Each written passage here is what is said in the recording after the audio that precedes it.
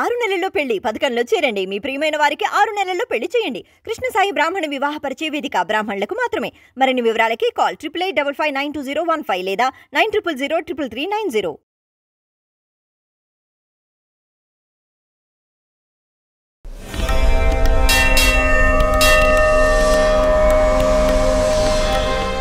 సుబ్రహ్మణ్యేశ్వర స్వామి వారి యొక్క వైభవం గురించి 4 మాటలు చెప్పుకోవాలి అనేటటువంటి ఒక సత్సంకల్పం బ్రహ్మశ్రీ మోహన్ రావు గారి దంపతులకు కలగడం, దానికి ఆ వల్లీ దేవసేనా సమేత సుబ్రహ్మణ్యేశ్వర స్వామి వారి యొక్క అనుగ్రహము తోడై ఇవాళ అది 4 మాటలుగా వాచిక రూప కైంకర్యం చేసేటటువంటి అదృష్టం పరమేశ్వరుని యొక్క అనుగ్రహం చేత కలగడం నిజంగా సర్వేశ్వరుడి కృపకి తార్కాణం.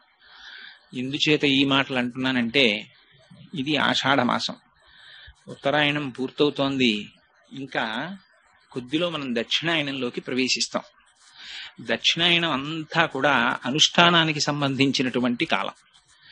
అటువంటి సమయంలో సుబ్రహ్మణ్యేశ్వర స్వామి వారి గురించి 4 మాటలు చెప్పుకోవడం, ఆయన యొక్క అనుగ్రహానికి పాత్రులు కావడం చాలా అవసరమైనటువంటి విషయం. సుబ్రహ్మణ్య తత్వం చాలా ఆశ్చర్యకరమైన తత్వం. ఎందుచేత అంటే, మీకు మిగిలినటువంటి దేవతామూర్తులను పిలిచేటప్పుడు స్వామి అనేటటువంటి పదాన్ని అందరు మూర్తులకు ప్రత్యేకించి కలిపి మాట్లాడరు. కానీ మాట్లాడడం దోషం కాదు. రామస్వామి అనం, సాధారణంగా రామచంద్రమూర్తి అంటాం. వెంకటరమణుడు గోవిందుడు అంటాం. గోవిందస్వామి అని అనడం తప్పు కాదు, కానీ అనం, సాధారణంగా కలపం. కానీ సుబ్రహ్మణ్యుడు అనం, సుబ్రహ్మణ్యేశ్వర స్వామి వారు అంటాం. ఆ స్వామి అన్న మాట సుబ్రహ్మణ్యేశ్వర స్వామి వారికి ప్రత్యేకం వర్తింపచేసి మాట్లాడతారు. అమరకోశం అని సంస్కృతంలో ఒక పుస్తకం ఉంది. అందులో స్వామి అనేటటువంటి మాటని అసలు ఒక్క సుబ్రహ్మణ్యేశ్వర స్వామి వారికి మాత్రమే చెప్పారు. ఎందుచేత అంటే, ఆయన ఆ ధీర దేవసేన నాయక ఆ స్వామీ ప్రత్యేకించి గజముఖ అనుజ అని ఆ అమరకోశంలో ఆ స్వామి అన్న మాట సుబ్రహ్మణ్యేశ్వర స్వామి వారికి మాత్రమే ప్రత్యేకం చెందినది అని చెప్పారు. స్వామి అంటే సమస్తము తనది సొత్తుగా కలిగినటువంటి వాడు అని ఒక అర్థం. ఇప్పటికీ 7 కొండల మీద వెలిసినటువంటి వెంకటేశ్వర స్వామి వారిని సుబ్రహ్మణ్యేశ్వర స్వామి వారి యొక్క అవతారముగా కీర్తించి విశ్వసించేటటువంటి జనులు, భక్తులు చాలా మంది ఉన్నారు. ఎందుచేత అంటే, వెంకటేశ్వర స్వామి అంటారంటే ఆయన విష్ణు స్వరూపం కదండి అని మీకు అనుమానం రావచ్చు. వెంకటేశ్వర స్వామి పరబ్రహ్మం. మీరు ఎలా కొలిస్తే అలా కనపడతారు ఆయన. పైగా అక్కడ కుమారధార అని ఒక ధార ఉంది. విశేషించి సుబ్రహ్మణ్యేశ్వర స్వామి వారు సాధారణంగా కొండల మీద వెలుస్తూ ఉంటారు. అక్కడ స్వామి కూడా 7 కొండల మీద ఉండడం అనేటటువంటిది ఒక ప్రత్యేకత. పైగా సుబ్రహ్మణ్యుడు కుండలిని శక్తికి ప్రతీక. షట్చక్రముల యొక్క భేదనము జరిగిన తరువాత సహస్రారములో రమించేటటువంటి బ్రహ్మణ్య స్థితికి ఆ వెంకటేశ్వర స్వామి వారి యొక్క దర్శనం ఒక అపురూపమైనటువంటి సన్నివేశం. ఎందుచేత ఈ మాట అంటున్నానంటే, నేను ఒక చోట ఒక వ్యాఖ్యానంలో చదివాను. మనం వెంకటేశ్వర స్వామి వారి దర్శనానికి వెడతాం. మిగిలినటువంటి దేవతామూర్తుల దర్శనమునకు వెళ్ళినప్పుడు కలిగేటటువంటి అనుభూతి కన్నా వెంకటేశ్వర స్వామి వారి చేసేటప్పుడు అనుభూతి వేరు. దానికి పేరే ఆనంద నిలయం. లోపలికి వెళ్లి దర్శనం చెయ్యగానే దివ్యమైనటువంటి ఆనందమునకు లోనైపోతారు. ఎందుచేత అంటే, షట్చక్రభేదనము చేసిన తరువాత సహస్రారములో పరమశివ పర్యంక నిలయైనటువంటి పార్వతీదేవి దర్శనము లేదా ఆ పరబ్రహ్మ దర్శనము ఎంత గొప్పదో వెంకటాచలపతి దర్శనం అంత గొప్పది. అందుకని ఆ సుబ్రహ్మణ్యేశ్వర స్వామి వారి దర్శనమే వెంకటేశ్వర దర్శనముగా కీర్తించి పిలిచేవాళ్ళు ఉన్నారు. ఆయనకి కుమార అని పేరు. కుమారాయే బాల, అందుకని బాలాజీ అంటే కుమారస్వామి అని పిలిచేటటువంటి వాళ్ళు, కుమారస్వామిగా ఆరాధించేటటువంటి వాళ్ళు అనేక మంది భక్తులు ఉన్నారు. అయితే సుబ్రహ్మణ్యేశ్వర స్వామి వారి అవతారం చాలా ఆశ్చర్యకరమైనటువంటి అవతారం. మీకు ఆయన ఎంత ముగ్ధమోహనమైనటువంటి స్వరూపం అంటే, సాధారణంగా సుబ్రహ్మణ్యేశ్వర స్వామి వారి యొక్క చిత్తరువుని ఎవరైనా ఇలా చూశారనుకోండి, ఆయన మూర్తిని ముద్దులు మూట కట్టేస్తున్నాడండి అంటారు. ఎంత అందంగా ఉంటాడంటే ముమ్మూర్తుల వాళ్ళ అమ్మగారి పోలిక. అంటే మరో మాటలో చెప్పాలి అంటే పార్వతీదేవి పోలిక. అంత అందంగా ఉంటాడు ఆయన మహానుభావుడు. ఆ విభూతి రేఖలు పెట్టుకుని, ఆ కుంకుమ పెట్టుకుని, ఆ చేతిలో శక్తి శూలాన్ని పట్టుకుని నిలబడితే ఆ వల్లీ దేవసేన సహిత సుబ్రహ్మణ్యేశ్వర స్వామి వారి దర్శనము చేసినంత మాత్రం చేత మనస్సు లయమైపోతుంది. అయితే అనేకమైనటువంటి దేవతాంశములు జన్మించాయి. కానీ వీటికి లేనటువంటి చిత్రం అంతా సుబ్రహ్మణ్యేశ్వర స్వామి వారి అవతారం దగ్గర వచ్చింది. ఎందుచేత అంటే మీరు ఏ గ్రంథం తీసుకోండి, పవిత్ర గ్రంథం శ్రీమద్ రామాయణం తీసుకోండి, బాలకాండలో సుబ్రహ్మణ్యేశ్వర స్వామి వారి అవతారం చెప్తారు. భారతం తీసుకోండి, సుబ్రహ్మణ్యేశ్వర స్వామి వారి గురించి చెప్తారు. వామన పురాణం తీసుకోండి, సుబ్రహ్మణ్యేశ్వర స్వామి వారి గురించి చెప్తారు. స్కాంద పురాణం కేవలం సుబ్రహ్మణ్యేశ్వర స్వామి వారి పేరు మీద వచ్చింది. అది పురాణాలన్నింటిలోకి పెద్ద పురాణం. మీరు కుమార సంభవం, కాళిదాస కృతం, ఎవరైనా సుబ్రహ్మణ్యేశ్వర స్వామి వారి గురించి చెప్తారు. ఇంకా చిత్రం ఏమిటంటే అసలు శ్రీమద్ రామాయణాన్ని రచించినటువంటి వాల్మీకి మహర్షికి ఒక గొప్ప అలవాటు. ఆయన ఏ సర్గకి ఫలశ్రుతి చెప్పరు. ఈ సర్గ చదివితే ఇదిగో ఇది వస్తుంది అని ఎక్కడా ఉండదు. మీకు అంత శక్తివంతమైన సుందరకాండకి ఫలశ్రుతి చెప్పల వాల్మీకి మహర్షి. ఏ సర్గకైనా అందులో సీతాదేవి దర్శనం జరిగినటువంటి సర్గ పరమపావనమైనటువంటి సర్గ. అలాగే జయమంత్రం చెప్పినటువంటి సర్గ పరమపావనమైన సర్గ. మరి ఆ సర్గలలో వేటికైనా ఫలశ్రుతి చెప్పారా వాల్మీకి మహర్షి? ఇవి జరిగితే ఇదిగో ఇది జరుగుతుంది అని ఎక్కడ చెప్పరు వాల్మీకి. అంతటి వాల్మీకి బాలకాండలో సుబ్రహ్మణ్యేశ్వర స్వామి వారి అవతార ఘట్టం దగ్గరికి వచ్చేటప్పటికే ఫలశ్రుతి చెప్పారు. గంగావతరణానికి ఫలశ్రుతి చెప్పారు. కొన్ని సర్గలకి మాత్రమే వేళ్ల మీద లెక్క పెట్టచ్చు, వాటికే చెప్పారు ఫలశ్రుతి. అలా ఫలశ్రుతి చెప్పబడినటువంటి పరమపావనమైనటువంటి గాథ సుబ్రహ్మణ్యేశ్వర స్వామి వారి అవతారం. అయితే అసలు ఆ అవతారం రావలసిన అవసరం ఏమిటి, ఎందుకు వచ్చింది అంటే దానికి కొంచెం శివమహాపురాణంలో ప్రవేశించవలసిన అవసరం ఉంటుంది. ఎందుచేత అంటే నేను ఇందాక మీకు మనవి చేసినట్టు అనేకమైనటువంటి గ్రంథాల్లో కుమార సంభవం గురించి, సుబ్రహ్మణ్యేశ్వర స్వామి వారి యొక్క అవతార విశేషాలని గురించి వర్ణన చేశారు. కొద్ది కొద్దిగా మార్పులు ఉంటాయి. అయితే విశేషించి రామాయణం బాలకాండలో చెప్పబడినటువంటి కుమార సంభవం సుబ్రహ్మణ్యేశ్వర స్వామి వారి అవతారం గురించి పూర్వకాలంలో ఒక అలవాటు ఉండేది. గర్భిణీ స్త్రీలు, అందులో అడ్వాన్స్డ్ స్టేజ్ ఆఫ్ ప్రెగ్నెన్సీ అంటాను చూసారా, ఒక 5 నెలలు దాటిపోయినటువంటి స్త్రీలు ప్రత్యేకం చెప్పించుకు వినేవారు ఈ 36, 37 సర్గాల్ని. ఎందుకని అంటే అది విన్నట్టయితే దీర్ఘాయుష్మంతుడు, వీర్యవంతుడు, తేజోవంతుడైనటువంటి కుమారుడు జన్మిస్తాడని ఫలశ్రుతి. దీర్ఘాయుష్మంతుడు లభిస్తాడు, పుత్రపౌత్రాభివృద్ధి కలుగుతుంది, స్కందలోకాన్ని పొందుతారు అని చెప్పారు. అందుకని ప్రత్యేకం చెప్పించుకునేవారు 36, 37 సర్గలకి వివరణ. అయితే అసలు సుబ్రహ్మణ్యేశ్వర స్వామి వారి అవతారం రావడానికి కావలసినటువంటి కారణాల్ని వాల్మీకి రామాయణంలో విశేషంగా వర్ణించలేదు. వర్ణించినది శివమహాపురాణంలో వర్ణించారు. అందుకని శివమహాపురాణంలోంచి క్లుప్తంగా మీకు ఆ కారణాన్ని వివరిస్తాను. పూర్వకాలంలో కశ్యప ప్రజాపతి దక్ష ప్రజాపతికి ఉన్నటువంటి 27 కుమార్తెలలో కొంతమంది కుమార్తెల్ని కశ్యప ప్రజాపతి వివాహం చేసుకున్నారు. ఆ చేసుకున్న వారిలో ఒకరి పేరు దితి. దితి అంటే ద్వైతాన్ని చూస్తుంది. రెండున్నాయి అని చూస్తూ ఉండడం అజ్ఞానం. ఆ ద్వైతాన్ని చూడడం దితి. ఆ దితి కశ్యప ప్రజాపతికి ఒక భార్య. దితి ద్వైతాన్ని చూస్తుంది కాబట్టి దితికి పుట్టే పిల్లలందరూ దైత్యులు, రాక్షసులు ఉంటారు. అదితి ఎప్పుడు ద్వైతం చూడదు, ఒక్కటి చూస్తూ ఉంటుంది. అందుకని అదితి సంతానం దేవతలు ఉంటారు. దితికి హిరణ్యకశిపులు జన్మించారు. నృసింహావతారంలో శ్రీ మహావిష్ణువు వాళ్ళని పరిమార్చారు. పరిమారిస్తే ఆవిడికి బాధ కలిగింది. భర్త అయినటువంటి కశ్యప ప్రజాపతిని వేడుకుంది. నాకు ఇంద్రుడితో సమానమైన బలం కలిగిన కుమారుడు, ఇంద్రుణ్ణి సంహరించగలిగిన కుమారులు కావాలి, ఏం చేయమంటారని అడిగింది. ఆయన ఒక పెద్ద వ్రతం చెప్పాడు. ఈ వ్రతం చేయి, నీకు పిల్లలు పుడతారన్నాడు. ఆవిడ వ్రతం చేసింది. సరే, రామాయణం బాలకాండలోనూ చెప్తారు, ఇతర పురాణాల్లోనూ చెప్తారు. పాపం ఆవిడ అంతవ్రతం చేసి చిన్న లోపం వచ్చింది. ఒకరోజు మధ్యాహ్నం అలిసిపోయి గడప మీద తల పట్టుకుని జుట్టు చివరి ముడి వేసుకోకుండా పడుకుంది. ఇంద్రుడు శుశ్రూష చేస్తున్నాడు. లోపల పెరుగుతున్నటువంటి కుమారులు తనని సంహరిస్తారేమోననేటటువంటి భయం చేత లోపలికి ప్రవేశించాడు. అపచారం జరిగింది కనుక తల్లి గర్భంలోకి వెళ్లి, అదితి కుమారుడు కనుక దితి తనకి తల్లి, లోపలికి ప్రవేశించి మారుదస్యేతి గర్భం శక్రోప్యభాషత అని ఏడవకంటూ లోపల ఉన్న పిండాన్ని నరికేశాడు. నరికేస్తే వాళ్ళు ఏడుస్తున్నారు. తల్లికి తెలివొచ్చింది.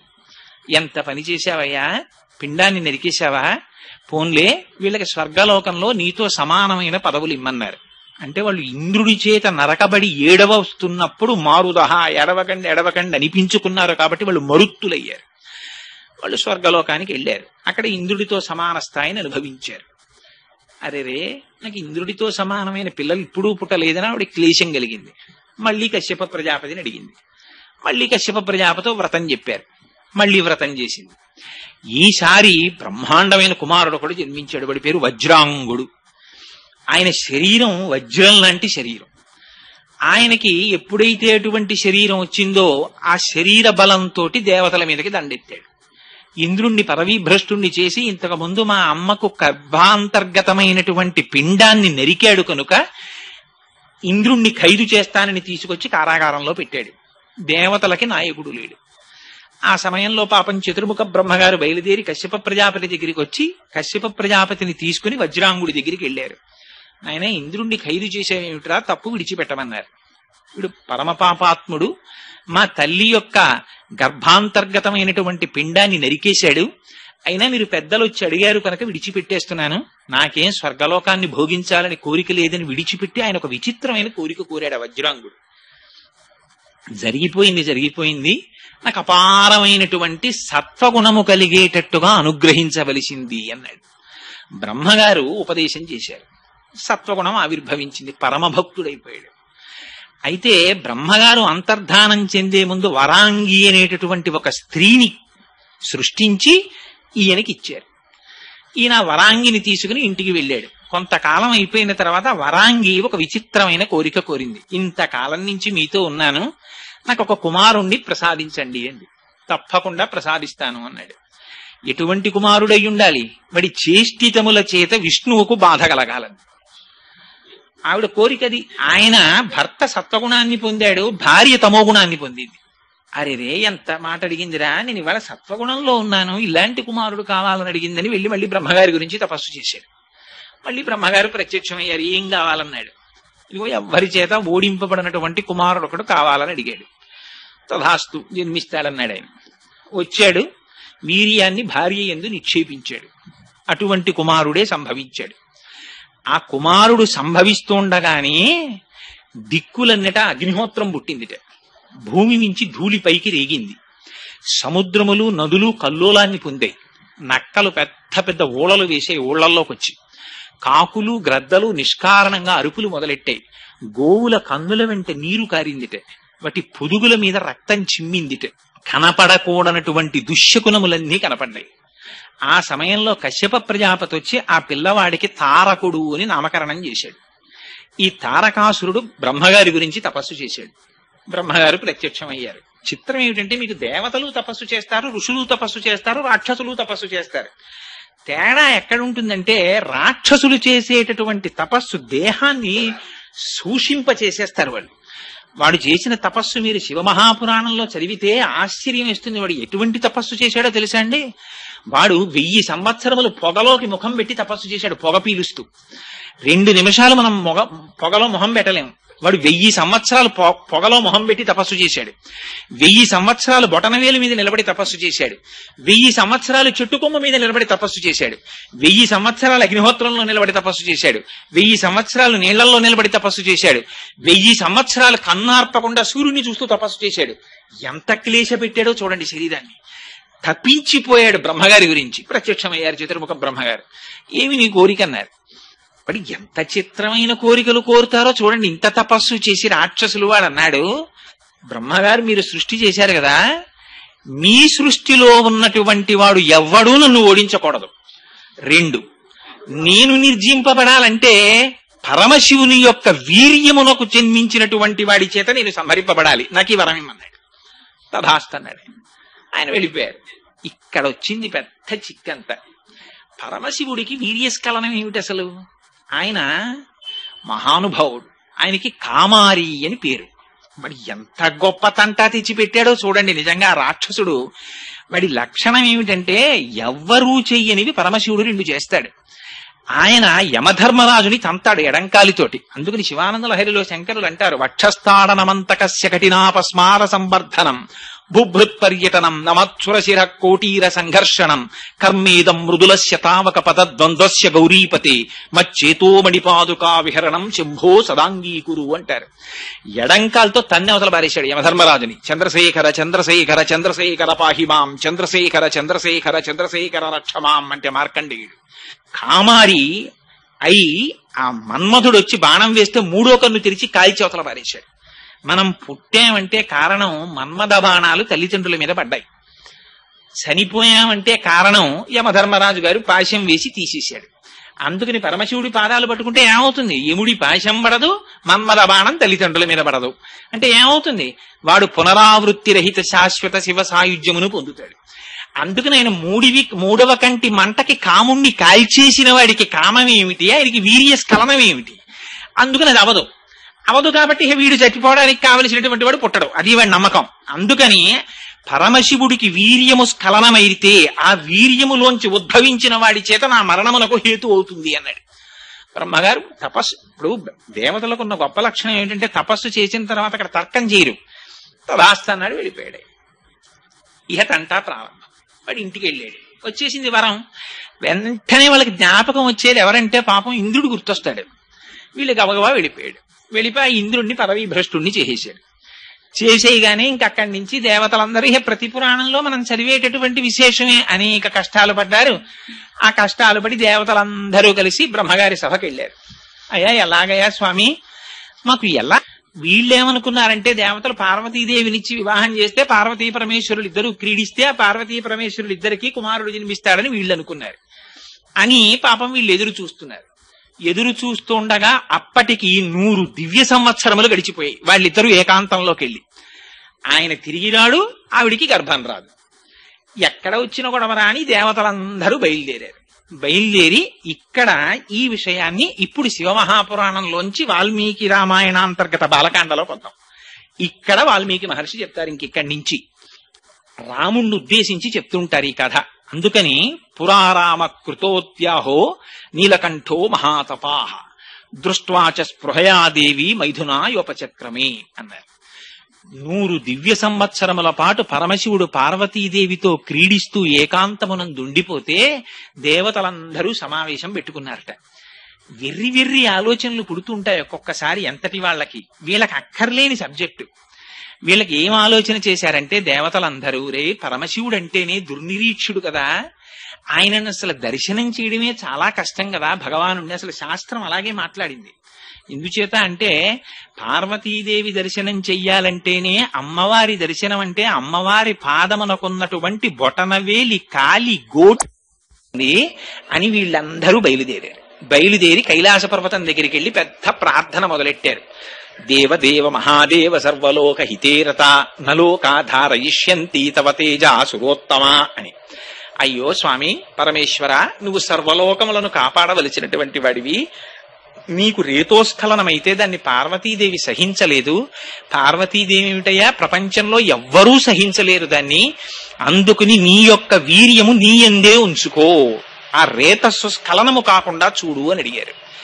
అడిగితే లోపల భార్యతో సంగమిస్తున్నటువంటి పరమేశ్వరుడు బయటికి వచ్చాడు. కుమార సంభవం మనకు అనేక రహస్యాలు చెప్తుంది. ఇప్పటికీ కూడా దేవీ భాగవతంలో చెప్తారు, శ్రాంతే భీతే త్యక్స్తనాస్త్రే పతితే బాలకేస్తథా. కొన్ని నియమాలున్నాయి. ఆ నియమాలున్నటువంటి వాళ్ళని ఎట్టి పరిస్థితులలోనూ కూడా ఎంత పని ఉన్నప్పటికీ బయటికి పిలవడానికి వీల్లేదు. వాళ్ళని అటువంటి కార్యక్రమంలో అనగా ఏ తపస్సు చేసుకుంటున్న వాళ్ళని లేదా మైథునంలో ఉన్నటువంటి వాళ్ళని బయటికి పిలవడం కానీ వాళ్ళ ఏకాంతాన్ని భంగం చేయడం కానీ చెయ్యకూడదు. వీళ్ళు వెళ్లి పెద్ద ప్రార్థన మొదలెట్టారు. ఆయనకి భక్తవశంకరుడు అని బిరుదు పరమేశ్వరుడికి. ఇది పరమశివుని యొక్క గొప్పతనం అంటే.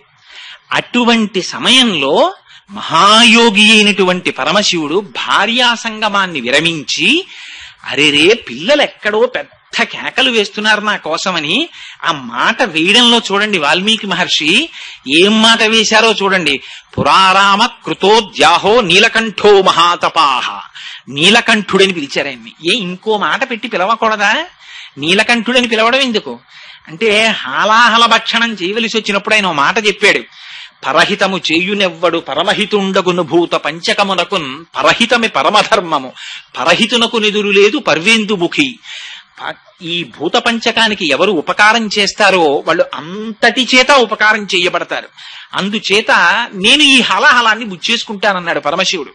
ఆయన అంతటి మహాత్యాగి. ఆయనకి బిరుదు కూడా భక్తవశంకరుడు. భక్తులు ఆర్తితో శివా అని పిలిస్తే చాలు గబగబా పరిగెత్తుకొచ్చేస్తాడు ఆయన. అందుకే భాగవతంలో పోతన గారు అంటారు, చని కైలాసముజొచ్చి శంకరుడి వాసద్వారముంజేరు ఈశుని దవ్వారికు లడ్డుపడ్డ తలమంచుంజొచ్చి కుయ్యో ముర్రో విను మాలింపుము చిత్తగింపుదయన్ వీక్షింపుమన్ సంభుజానన ముఖ్యుల్ కని ఆర్తరక్షణ కళా సంరంభునిన్ శంభునిన్ అన్నారు. ఆర్తరక్షణ కళా సంరంభుడు ఆయన. ఆర్తితో వెళ్లి శంకరా అని పిలిస్తే చాలా, అయ్యో నేను ఈ పని చెయ్యడమా చెయ్యకపోవడమా అని ఆయనకు ఉండదు. గబగబా పరిగెత్తుకొచ్చేస్తాడు. ఊళ్ళో వాళ్ళెవరూ తాగనన్న విషయాన్ని తన చుట్టూ సురసంఘములు జయ జయద్ధానంబులన్ బొబ్బిడన్ ఘనగంభీర రవంబుతో శివుడు లోకద్రోహి హుంపోకు రమ్మని కెంగేల తెమల్చి కూర్చి కడిగా నంకించి జంబూపలంబున సర్వంకషమున్ మహావిషమునాహారించి హేలాగతి. ఒక్కసారి ఆ విషాన్ని చేత్తో పట్టుకుని ఇలా నేరేడు పండులా నలిపేసి నోట్లో పెట్టేసుకున్నాడు. అంతటి మహాపురుషుడు కనుక తీరా నోట్లో పెట్టుకున్నాక గుర్తొచ్చిందిట, ఉదరము లోకంబులకును సదనంబుకు పెరిగి శివుడు చతుల విషాగ్ని కుదురుకునే కంఠబిలమున పదిలంబుగా నిల్పేసు మధురసు ఫలరసం క్రియన్. అరే రే మింగేస్తే అధోలోకాలు పోతాయి కడుపులో ఉన్నవి అని మింగడం మానేసి కక్కడం మానేసి కంఠంలో పెట్టేసుకున్నట్ట నీలకంఠుడయ్యట్టయిన. అందుకని ఆ నీలకంఠ అనేటప్పటికీ మన కోసం పరిగెత్తుకొచ్చే స్వామి గుర్తొస్తాడు. అందుకని మహాత్యాగి. భార్యతో మైథనములో ఉన్నానన్న విషయమును కూడా మరచి బయట భక్తులు ఆర్తితో పిలిచి నీ వీర్యము నీ యందు ఉంచుకో అంటుంటే పరిగెత్తుకొచ్చాడు. వచ్చి నీకెందుకురా ఈ విషయం అని అడగాలి ఇంకోడైతే. ఆయన అన్నాడు, అరే రే నాయనా మీ అందరు వచ్చారా, నాకు ఈ విషయం చెప్పడానికి, ఇది పెద్దలకి చెప్పవలసిన విషయమే. దేవతలు చూడండి, అయినా భగవానుని యొక్క ఔదార్యం చూడండి పరమశివుడు. అందుకని వాళ్ళని జగత పితరౌ వందే పార్వతీ పరమేశ్వరౌ అని కీర్తించారు మహానుభావుడు. నిత్యాయ త్రిగుణాత్మనే పురజితే కాచాయనీ శ్రేయసే సత్యాయాజ్య కుటుంబినే మునిమన ప్రత్యక్ష చిన్మూర్తయే మాయా సృష్ట జగత్రయాయ చకలాం నాయాంత సంహారిణే సాయంతాండవ సంభ్రమాయ జటినే సేయం పతిశంభవే అంటారు శంకర భగవత్పాదులు. అంతటి మహానుభావుడు కనుక ఆయన అన్నాడు, దానికి ఏముందయ్యా, నా వీర్యమును నాయందే ఉంచుకుంటాను. కానీ ఒక్క విషయం, రేతస్థానము నుంచి కదిలిపోయింది. జారిపోతున్న వీర్యం కింద పడితే తప్ప, వీర్యోద్భవుడైన కుమారుడు జన్మిస్తే తప్ప తారకాసుర సంహారం జరగదు. ఎవరు పట్టుకుంటారు? పార్వతీదేవి యందు నిక్షేపించద్దని మీరు అన్నారు కదా, ఎక్కడ విడిచిపెట్టమంటారని అడిగాడు. అడిగితే ఉపద్రవం వచ్చేటప్పటికి వాడండి అంటే వాడండి అని చెప్తాం. ఏదైనా సాధించేటప్పటికి వీడెళ్ళి ముందు చెప్తాడు. సుందరకాండలో హనుమ వెళ్ళి చెప్పలేదు, నేను దర్శనం చేశాను, వానరులందరూ చెప్పేశారు అక్కడ ఉందండి సీతమ్మ, అక్కడ ఉందండి సీతమ్మ అని. ఆఖరణ హనుమంతుడికి చోటిచ్చారు వెళ్ళి మాట్లాడడానికి. అలా వీళ్ళందరూ ఎవరు భరిస్తారా అనేటప్పటికీ పక్కకి తప్పుకున్నారు. ఒక్కళ్ళేడు శివవీర్యం భరించగలిగిన వాడేవాడు. భరించడం అనేటప్పటికి అందరికీ గుర్తొచ్చింది భూమి. ఎందుకంటే పాపం ఆవిడికి ఒక పెద్ద బిరుదుంది, అన్నిటినీ భరిస్తుంది ఆవిడ. అందుకే కదా సుందరకాండలో రామాయణంలో వాల్మీకి మహర్షి ఆవిడకు ఒక గొప్ప బిరుదులు ఇచ్చారు. క్షితి క్షమా పుష్కర సన్నిభాక్షి యరక్షిత రఘవ లక్ష్మణాభ్యాం సారాక్షసీభి వికృతేక్షణాభి సంరక్షిత సాంప్రతి వృక్షమూలే అంటారు సీతమ్మని. తినడానికి కావలసింది ఆవిడే ఇస్తుంది, కింద విడిచిపెట్టేసిన దాన్ని ఆవిడే పుచ్చుకుంటుంది. తాగడానికి కావలసింది ఆవిడే ఇస్తుంది, వీడు విడిచిపెట్టేసిన దాన్ని ఆవిడే పుచ్చుకుంటుంది. వీడు గుణపం వచ్చి గోతులు పెట్టేసినా ఆవిడ ఊరుకుంటుంది. ఆఖరికి వీడిని తీసుకెళ్లి ఆవిడలో పూడ్చి పెట్టేసినా ఒక్కనాడే ఆవిడికి నమస్కారం చేయకపోయినా కౌగిలించుకుని కడుపులో పెట్టుకుంటుంది. అటువంటి తల్లి కదా. అందుకని భరించడం బాగా తెలిసిన ఆవిడ్ని చూపించారు. ఆవిడ్ని చూపించి, ఇదిగోనయ్యా స్వామి భూమి ఉంది కదా, ఈవిడి మీద విడిచిపెట్టేసేయన్నారు. అంటే ఆ భూమి ప్రతిఘటించలేదు. అందుకని పరమశివుడు తన రేతస్సుని భూమి మీద విడిచిపెట్టాడు. విడిచిపెట్టేటప్పటికీ యత్తేజ క్షుభితం ఏతద్ధరా ధారయిష్యతి తతో దేవా పునరిరమూచశ్చాద హుతాశనం అన్నారు వాల్మీకి మహర్షి. ఆ వీర్యం ప్రవహించడం మొదలెట్టింది భూమి మీద. అది ప్రవహించడం మొదలెడితే శివతేజస్సుని భరించగలిగినటువంటి వాడేవాడు. శివతేజస్సు అంటే శివుడే. ఇంకా భరించలేకపోయింది భూమి. భరించలేక గజ గజ గజ గజ వణికిపోయింది. ఉనికిపోతే అప్పుడు దేవతలందరూ చూశారు. వాళ్ళ గొప్పతనం చూడండి, ఆ తెలివితేటలు చూడండి వాళ్ళవి. ఎందుకు భూమి ఇంత కాలిపోతోందంటే తేజస్సు వేడి. వేడిని వేడి భరించగలదు. అందుకని అగ్నిహోత్ర నువ్వు వెళ్ళి పుచ్చేసుకుని కొంత నీ కడుపులో పెట్టేసుకో అన్నారు. నువ్వు వేడి కదా, అందుకని నీలో పెట్టుకోమన్నారు. అంటే ఇందులో చమత్కారం కూడా ఏమిటంటే వాళ్ళు చేసిన పొరపాటుని పరమశివుడు చక్కదిద్దుతున్నాడు. ఎందుకని ఆయనే అష్టమూర్తి తత్వం మళ్ళీ పరమశివుడిదే. అందుకే కాంచీపురంలో పృథివీలింగం, జంబుకేశ్వరంలో జలలింగం, అరుణాచలంలో అగ్నిలింగం, చిదంబరంలో ఆకాశలింగం, శ్రీకాళహస్తిలో వాయులింగం, కోణార్కలో సూర్యలింగం, సీతాగుండంలో చంద్రలింగం, కాఠ్మండూలో యజమానలింగం. 8 పరమశివుని యొక్క మూర్తులే. అష్టమూర్తి తత్వం కనుక అగ్నిహోత్ర స్వరూపంతో వచ్చి ఆయనే కొంత వీర్యాన్ని మళ్ళీ తనలోకి తీసుకున్నారు. ఈ మిగిలిన వీర్యం భూమి మీద ప్రవహించింది. ఆవిడ భరించలేకపోయింది ఆ వేడిని. భరించలేక చిత్రం చూడండి, ఆవిడ తీసుకెళ్లి గంగలో వదిలేసింది. గంగ వేడెక్కిపోయి నేను భరించలేని తీసుకెళ్లి హిమాలయ పర్వతాల మీద వదిలేసింది, ఇంకొంచెం చల్లగా ఉంటాయని. హిమాలయ పర్వతాలు అమ్మ బాబోయ్ నేను భరించలేనని కిందకు వదిలేసింది. అక్కడ రెల్లు పొదలు పుట్టాయి. ఈలోగా జాత రూపమితి ఖ్యాతం అని ధాతువులన్నీ పుట్టాయి, లోహాలన్నీ పుట్టేశాయి. పెద్ద తెల్ల కొండ ఏర్పడిపోయింది, అది కైలాసం అయిపోయింది. అక్కడ రెల్లు పొదలు పుట్టాయి. ఆ రెల్లు పొదల్లో ఏడుస్తూ పిల్లవాడు కనబడ్డాడు. దివ్యం శరవణం చైవ పావకాదిత్య సన్నిభం, ఆయనే సుబ్రహ్మణ్యేశ్వరుడు అన్నాడు. అయితే చిత్రం ఏమిటంటే వాల్మీకి రామాయణంలో ఇది చెప్పడంలో ఒక గమ్మత్తు పాటించారు. సంక్షిప్తంగా ఇలా చెప్పి వెంటనే అన్నారు, ఈ కొడుకు పుట్టాడు కదా వీళ్ళకి సంతోషం వచ్చేసింది. వాడు తండ్రి ఎన్ని కష్టాలు పడ్డాడో వీళ్ళకి అనవసరం. అమ్మయ్య సేనాధిపతి దొరికాడని వీళ్ళందరూ వెళ్లి పార్వతీ పరమేశ్వరులు ఇద్దరికి నమస్కారం చేద్దామని వెళ్ళారు. పూలు పళ్ళు పట్టుకెళ్లి స్వామి ఓసారి వస్తే నమస్కారం పెడతామన్నారు. అంటే పార్వతీదేవి బయటికి వచ్చింది, ఎంత పని చేశారా మీరు? స్త్రీ కోరుకునేటటువంటి గొప్ప సౌభాగ్యం ఏమిటి? భర్తని తనయందు మొయ్యాలనుకుంటుంది. ఇది భార్యాస్వరూపం అంటే. భర్త తను ఒక్క తాళి కట్టిన భార్యకి తప్ప అన్యులకు ఇవ్వకూడనటువంటి కటాక్షం తనని తన భార్య యందు నిక్షేపిస్తాడు. ఆ భార్య తన పతి యొక్క స్వరూపాన్ని తన కడుపులో పెంచి పెద్ద చేసి ప్రసవిస్తుంది తప్ప తన స్వరూపాన్ని వేరొక చోట నిక్షేపించకూడదు పురుషుడు. అందుచేత నా భర్త యొక్క స్వరూపాన్ని భరించవలసినది నేను కడుపులో, కానీ నేను భరించలేనని మీరు వీర్యస్ఖలనం చేయించారు పరమశివుడి చేత, భూమి చేత భరింపచేశారు. అందుకని మీకు నేను శాపం ఇస్తున్నాను.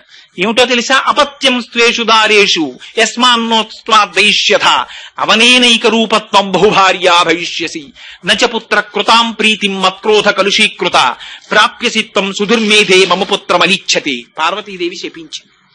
ఏమని? అపత్యం స్త్వేషు దారేషు, దేవతలారా మీ ఎవ్వరి భార్యలకి ఇహ సంతతి పుట్టారు. ఇక మీ యొక్క భార్యలందరూ నిస్సంతులై ఉండిపోతారు. అక్కడితో 33 కోట్ల దేవతలు ఆగిపోయారు. ఇహ ఆనాటి నుంచి ఈనాటి వరకు దేవతల సంఖ్య 33 కోట్లు. మిగిలిన ఏ అవతారంలోనూ ఈ చిత్రం లేదు. ఒక్క సుబ్రహ్మణ్యేశ్వర స్వామి వారి అవతారం దగ్గరికి వచ్చేటప్పటికి ఇంత చిత్రం జరిగింది. దేవతల సంఖ్య ఆగిపోయింది.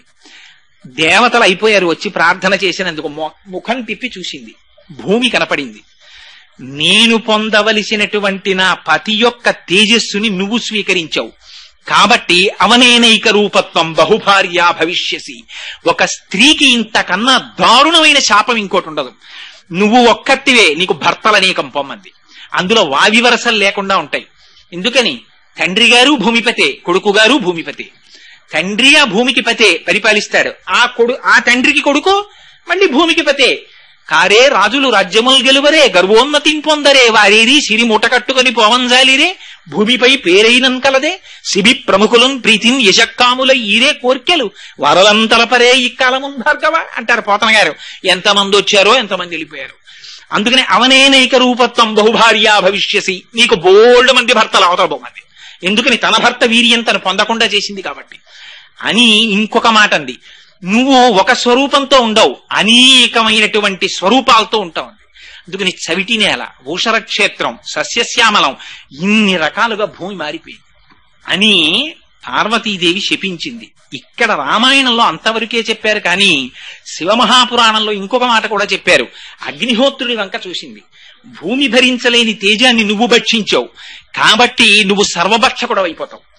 ఇది తినచ్చా ఇది తినకూడదా అని ఉండదు. శవం దగ్గర నుంచి ప్రతిదాన్ని కాలుస్తావు మంది. ఆనాటి నుంచి ఈనాటి వరకు అగ్నిహోత్రుడు సర్వభక్షకుడు. ఇవన్నీ అమ్మవారి శాపాలు. కుమార సంభవ సమయంలో పార్వతీదేవి ఆగ్రహం చెంది ఇచ్చినటువంటి శాపాలు. ఆనాటి నుంచి ఈనాటి వరకు కుమార సంభవం ఒక నీతి నేర్పుతుంది మనకు. అత్యంత ప్రమాదకరం ఏమిటంటే భార్యాభర్తృ సమాగమ సమయమునందు వెళ్లి వారిని ఎట్టి పరిస్థితులలోనూ కూడా వారి ఏకాంతమును భంగపరచరాదు. అది పరమ పవిత్రమైనటువంటి కృత్యం. పూర్వం సృష్టి కార్యం అదొక యజ్ఞం కింద చూసేవారు పెద్దలు. సరే, దాని గురించి నేను పెద్ద చర్చ చేయదలుచుకోలేదనుకోండి. అందుచేత అమ్మవారు శపించింది. సరే, ఈ శాపములు అయిపోయిన తరువాత వీళ్ళందరూ దీనమైన ముఖాలు వేసుకున్నారు, వెళ్ళిపోయారు. పరమశివుడికి కారణమే ఉంటాయి. ఆయనకి లోక రక్షణ హేతువు కొరకు వీర్యాన్ని స్రవించాడు. కానీ అది వాళ్ళు భూమిని చూపించారు. భూమిని చూపించడంలో అరెరే రేతస్సు ఫలితాన్ని ఇవ్వలేకపోతోందని అగ్నిస్వరూపంతో కొంత తేజస్సుని దాచాడు ఆయన. వెళ్ళిపోయారు. పార్వతీ పరమేశ్వరులు ఉత్తర దిక్కుకు వెళ్లి తపస్సు చేసుకుంటున్నారు.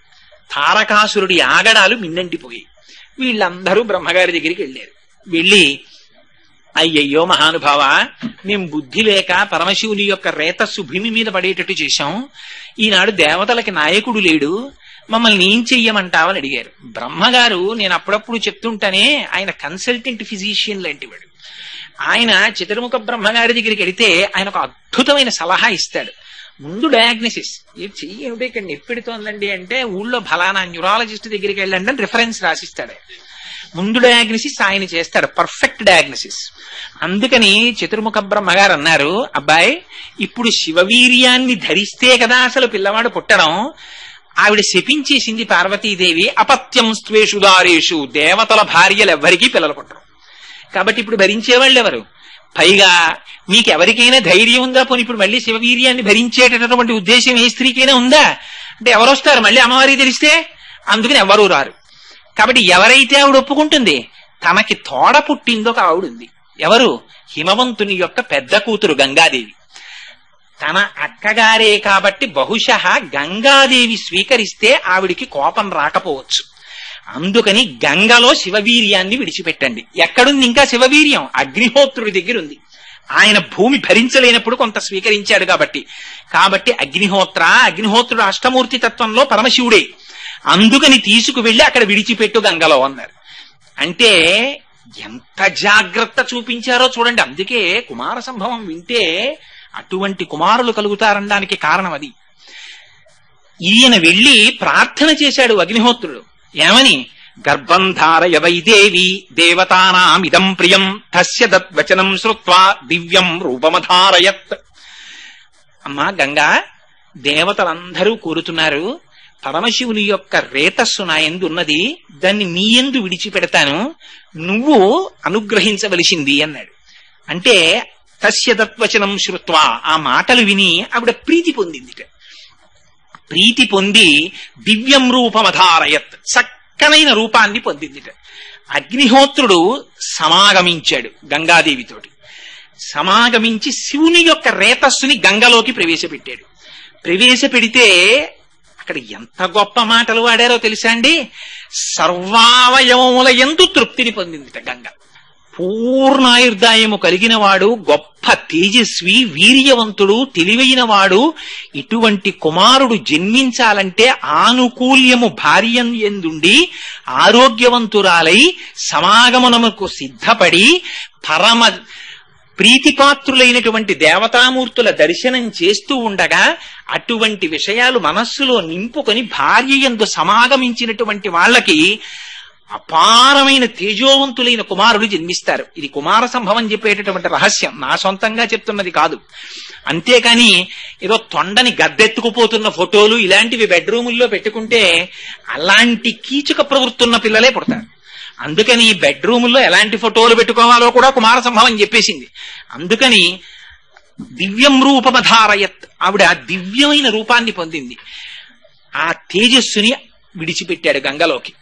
ఆ గంగలోకి విడిచిపెడితే గంగ భరించింది కానీ ఆ గంగ తీసుకుని వెళ్లేటప్పుడు అపారమైన ఉడుకుదనం ప్రసరించింది. శివ తేజస్సుని భరించలేకపోయింది. భరించలేక ఆ తేజస్సు కొంతవరకు వచ్చిన తరువాత ఇహ భరించలేక దాన్ని తీసుకుని వెళ్లి హిమాలయ పర్వత శిఖరముల దగ్గర విడిచిపెట్టేసింది. ఆ హిమాలయ పర్వత శిఖరముల దగ్గర విడిచిపెట్టినప్పుడు ఒక ఆశ్చర్యకరమైనటువంటి సంఘటన జరిగింది. ఏమిటా ఆశ్చర్యకరమైన సంఘటన అంటే, అందులో ఉండేటటువంటి శోణితము చేత బంగారము వెండి పుట్టేట. సర్వం పర్వత సన్నద్ధం సవర్ణమవద్వనం జాత రూపమితి ఖ్యాతం తదా ప్రభృతి రాఘవ అన్నారు వాల్మీకి మహర్షి. ఇవాళ మనం వాడుకుంటున్న లోహాలన్నీ ఎక్కడి నుంచి వచ్చాయో తెలుసా అండి? పరమశివ వీర్యంలోంచి వచ్చాయి.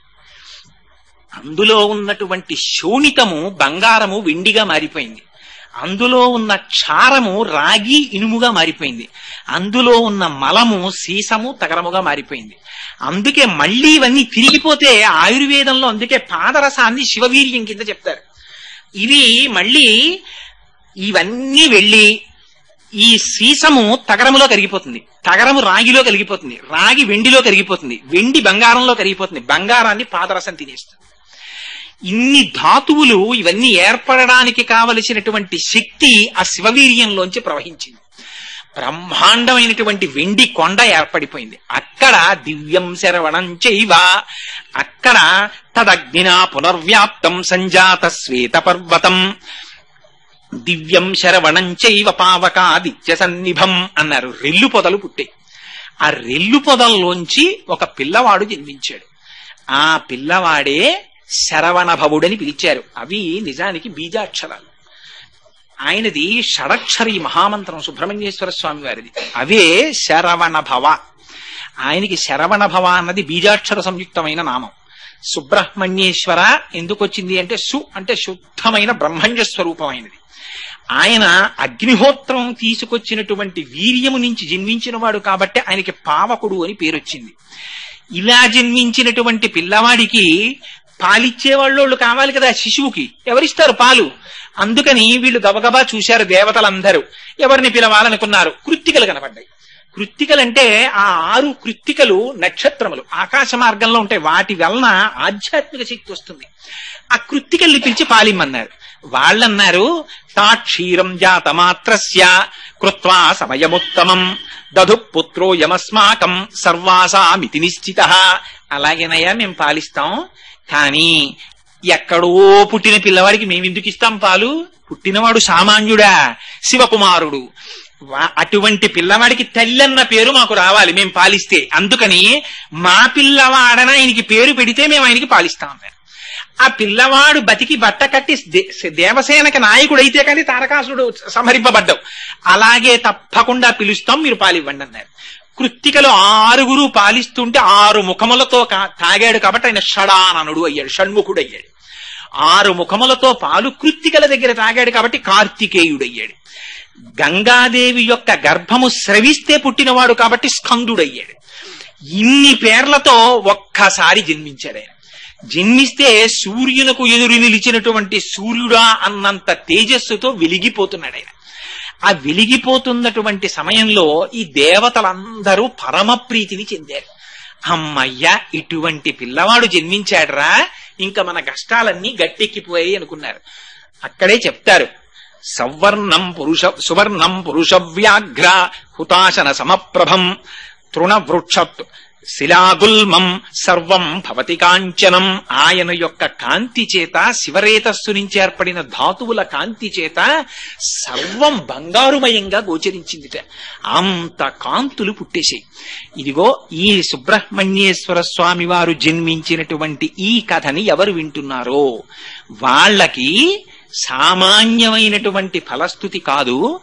ఇది విన్న వాళ్ళకి ఆయుష్మాన్ పుత్రపౌత్రశ్చ స్కంద సాలోక్యతాం వ్రజేత్ అన్నారు. భక్తిశ్చయ కార్తికేయో కాకుచ్చ భువిమానవ.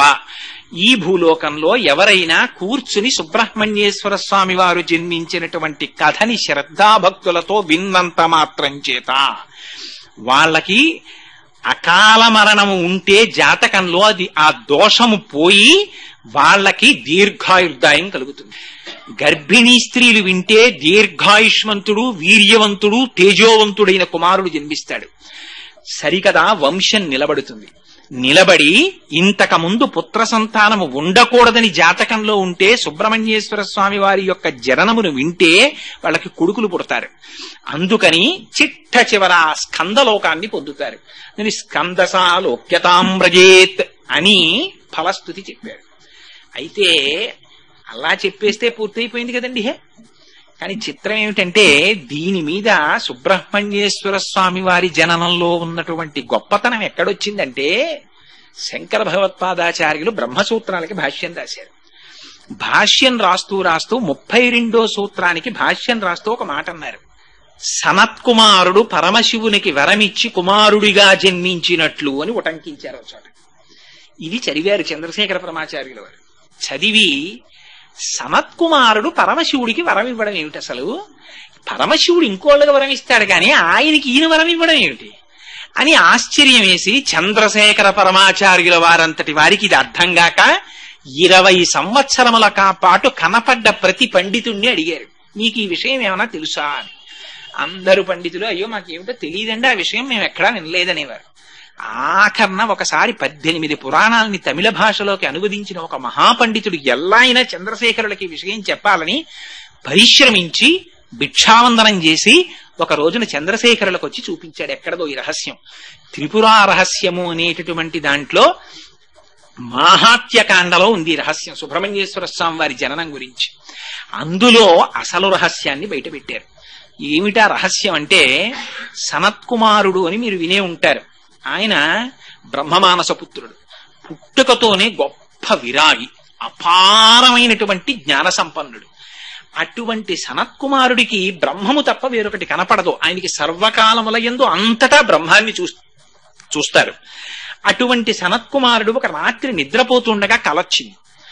దేవతలందరినీ రాక్షసులు పీడిస్తున్నట్టు ఆయనకి ఆగ్రహం వచ్చి సనత్కుమారుడే దేవతలకి నాయకత్వం వహించి బయలుదేరి రాక్షసులందరినీ సంహరించినట్టు కలొచ్చింది. ఆయన ఆశ్చర్యపోయారు, ఇదేమిట్రా, నేను బ్రహ్మాన్ని చూసేటటువంటి వాడిని, నాకు రాక్షసులని దేవతలని ఉండవు కదా, నాకు ఎందుకు ఇలాంటి కళ వచ్చిందని మర్నాడు ఎవరిని అడగాలి, వాళ్ళ నాన్నగారిని అడగాలి. అందులో బ్రహ్మగారి దగ్గరికి వెళ్ళారు. నాన్నగారు, నాకు రాత్రి విచిత్రమైన కళ వచ్చిందండి, పడుకుంటే ఏమిటో నేను దేవతలకి నాయకత్వం వహించేంట, రాక్షసుల్ని చంపేసేంట, ఇలా కళ వచ్చింది, ఎందుకు వచ్చిందంటారని అడిగాడు. అంటే మనిషి యొక్క జీవితం ఎంత దూరం వెడుతుందో సుబ్రహ్మణ్యేశ్వర స్వామి వారి అవతార గాథ చెప్తుంది. అంటే బ్రహ్మగారు దివ్య దృష్టితో చూసో మాట చెప్పారు, నాయన నువ్వు కిందటి జన్మలో గొప్ప వేద పండితుడివి, నీకు వేదం అంటే మహామక్కువ, రాత్రి పగలు నీకెప్పుడు ఆ వేదమంత్రాలే చెప్తుండేవాడివి, వింటుండేవాడివి. నీకు వేదమంటే ప్రీతి కనుక వేదము చేత ప్రతిపాదింపబడిన మంత్రముల చేత హవిస్సులను తీసుకుని లోకమునకు ఉపకారము చేసేటటువంటి దేవతలంటే మిక్కిలి భక్తి. ఆ దేవతలకి శత్రువులైన రాక్షసులంటే క్రోధం. అది జన్మ మారిపోయి ఇక్కడికి వచ్చేసిన ఆ సంపర్కం ఇంకా ఉండిపోయింది.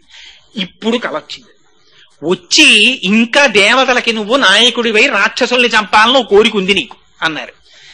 కానీ ఇక్కడ చిత్రం ఏమిటో తెలుసా అండి, బ్రహ్మవాదికి సంతతము బ్రహ్మమును దర్శించేవాడి నోటి వెంట ఒక మాట అన్నాడు అనుకోండి, అది సత్యం అయిపోతుంది. వాడు సత్యం చెప్పడం కాదు, వాడు అన్నది సత్యం అవుతుంది. బ్రహ్మం పరమేశ్వరుడు దాన్ని సత్యం కింద మార్చేస్తాడు. అందుకని మరి సనత్కుమారుడికి కలొచ్చింది దేవతలకి నాయకుడు అవ్వాలని, ఎలా ఇప్పుడు దాన్ని సత్యం చేయడం? ఆయనేమో బ్రహ్మజ్ఞాని, ఆయనకి లోకంలో శత్రువు లేడు, మిత్రుడు లేడు. తుల్య నిందాస్తు తుర్మౌని సంతుష్టో ఏనకేనచిత్ తర్యేత స్థిరమతి భక్తిమాన్మే ప్రియోనరః. ఆ స్థితిని పొందినవాడు ఎలా? అందుకని పార్వతీ పరమేశ్వరుడు కదిలొచ్చారు.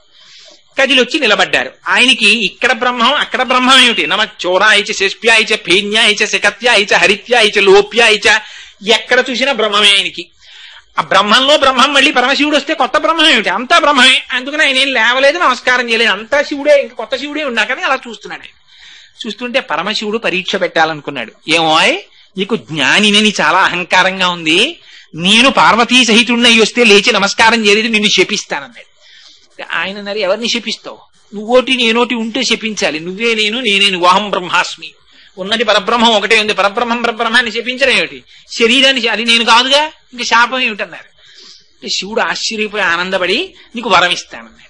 మళ్ళీ వరం ఇస్తానంటే ఏమిటి? వరం చేసి సుఖపడేది ఎవరు? బ్రహ్మానికి ఒకప్పుడు సుఖం, అప్పుడు దుఃఖం ఉందా? అంటే వరం అంటే అయితే సరే ఇవ్వండి స్వామి అంటాడేమో చూద్దాం అనుకున్నాడు. మళ్ళీ వరం ఏమిటి? ఇలాంటి కొత్త కొత్త మాటలు నా దగ్గర మాట్లాడకన్నాడు ఆయన. అంటే పరమశివుడు చాలా ప్రీతిని పొంది, పో నువ్వు నాకు వరం ఇస్తావా అన్నాడు. అంటే నేను ఇవ్వడం ఏమిటి? బ్రహ్మానికి వరం ఇస్తుందా, ఏం కావాలి చెప్పండి అన్నాడు. అంటే నువ్వు నా కొడుగ్గా పుట్టన్నాడు. తప్పకుండా పుడతాను మీకు కొడుగ్గా అన్నాడు. అని ఆయన చిత్రమైన మాట అన్నాడు సనత్కుమారుడు.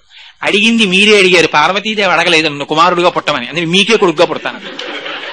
అంటే ఆవిడ ఆశ్చర్యపోయింది. ఇది చూస్తోంది పాపం సనత్కుమారుడు అంతటి వాడు నాకు కొడుకుగా. ఇప్పుడు ఏమండి భర్త కొడుకుట్టాలని పూజ చేస్తుంటే భార్య మళ్ళీ ఏమన్నా నా సంగతి చెప్పండి అంద కదా. ఆయన పూజ చేస్తున్నాడంటే తనకి ఆయనకి కలిసే పుడతాడని కదా అనుకుంటుంది. ఆవిడ తెల్లబోయింది, ఇదే కొత్త మిలిక పెట్టాడేమిటినా, నీకే పుడతా, అసలు అలా ఎలా పుడతాడు, సృష్టికి విరుద్ధం కదా అది.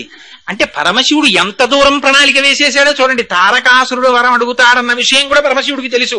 ఆయనకి తెలియదే ఉంటుందండి. బ్రహ్మమస్తకావలీది బద్ధతే నమ శివాయ, భూత భవిష్యత్ వర్తమాన కాలములకు సాక్షి పరమశివుడంటే. ఆయన ఒకనాడు ఉండేవాడా, ఒకనాడు లేనివాడా, ఎప్పుడూ ఉంటాడు ఆయన. అందుకని ఆయనకి తెలుసు కాబట్టి ఆయన తనకి కుమారుడిగా స్వీకరిస్తానని సంతోషపడ్డారు. పార్వతీదేవి అంది, సరే నువ్వు ఆ మాట అన్నావు బానే ఉంది, ఆయన అడిగారు నువ్వు వరం ఇచ్చావు, నువ్వు నాకు కొడుగ్గా పుట్టని శివుడు అడిగాడు, నేను నీకు కొడుగ్గా పుడతానని నువ్వు అన్నావు. భార్యకి భర్తకి భేదం ప్రపంచంలో ఎక్కడన్నా చూస్తారా? భర్త అడిగితే భార్య అడిగినట్టే.